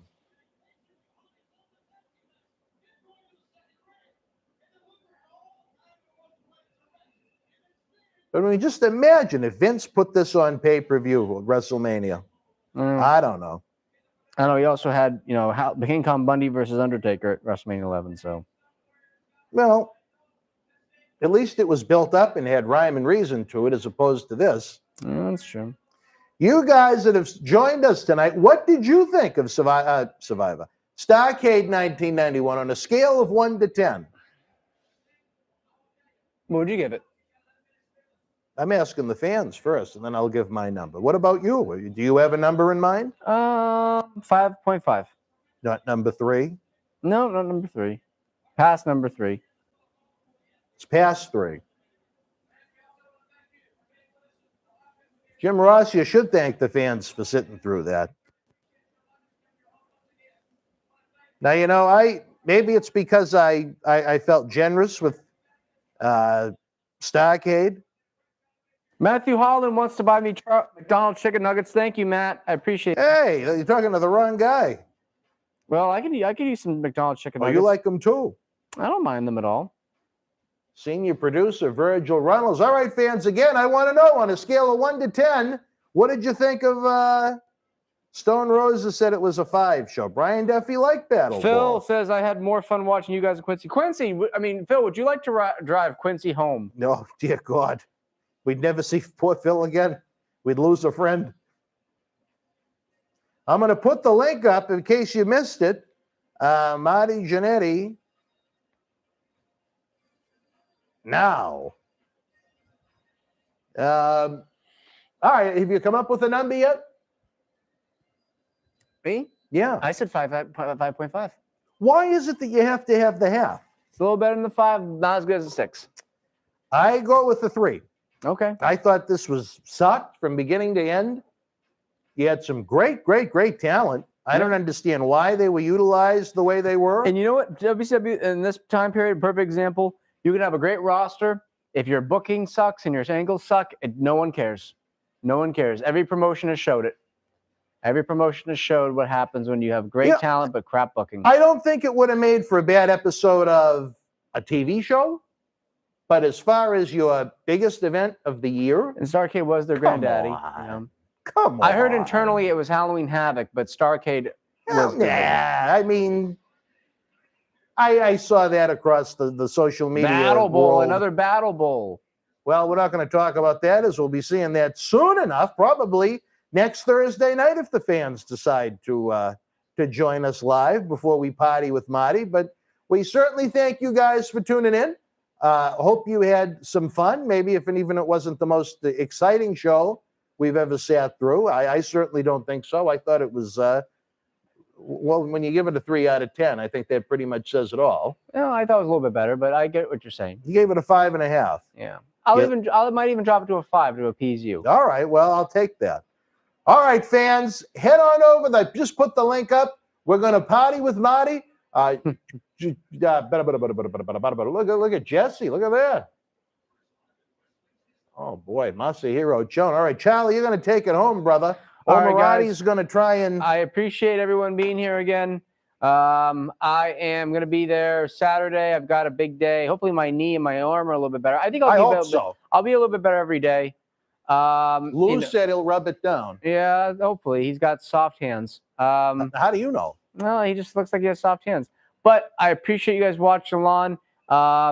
until the next watch-along, and I hope to see you guys at November the 13th at Memorial Hall. Captain Lou Data. Captain Lou Data will be there. Quincy Rastani will be there. All the talent on the show appearing will be on there, whether it's a legend or someone who's currently wrestling. And I'm going to wait for the big clap from Dan Marotti to take us home. So thank you very much for Charlie Wilson and for Dan Marotti. It's been a blast. See you guys next time. We got to hold here. We got to hold. Hold for the big clap.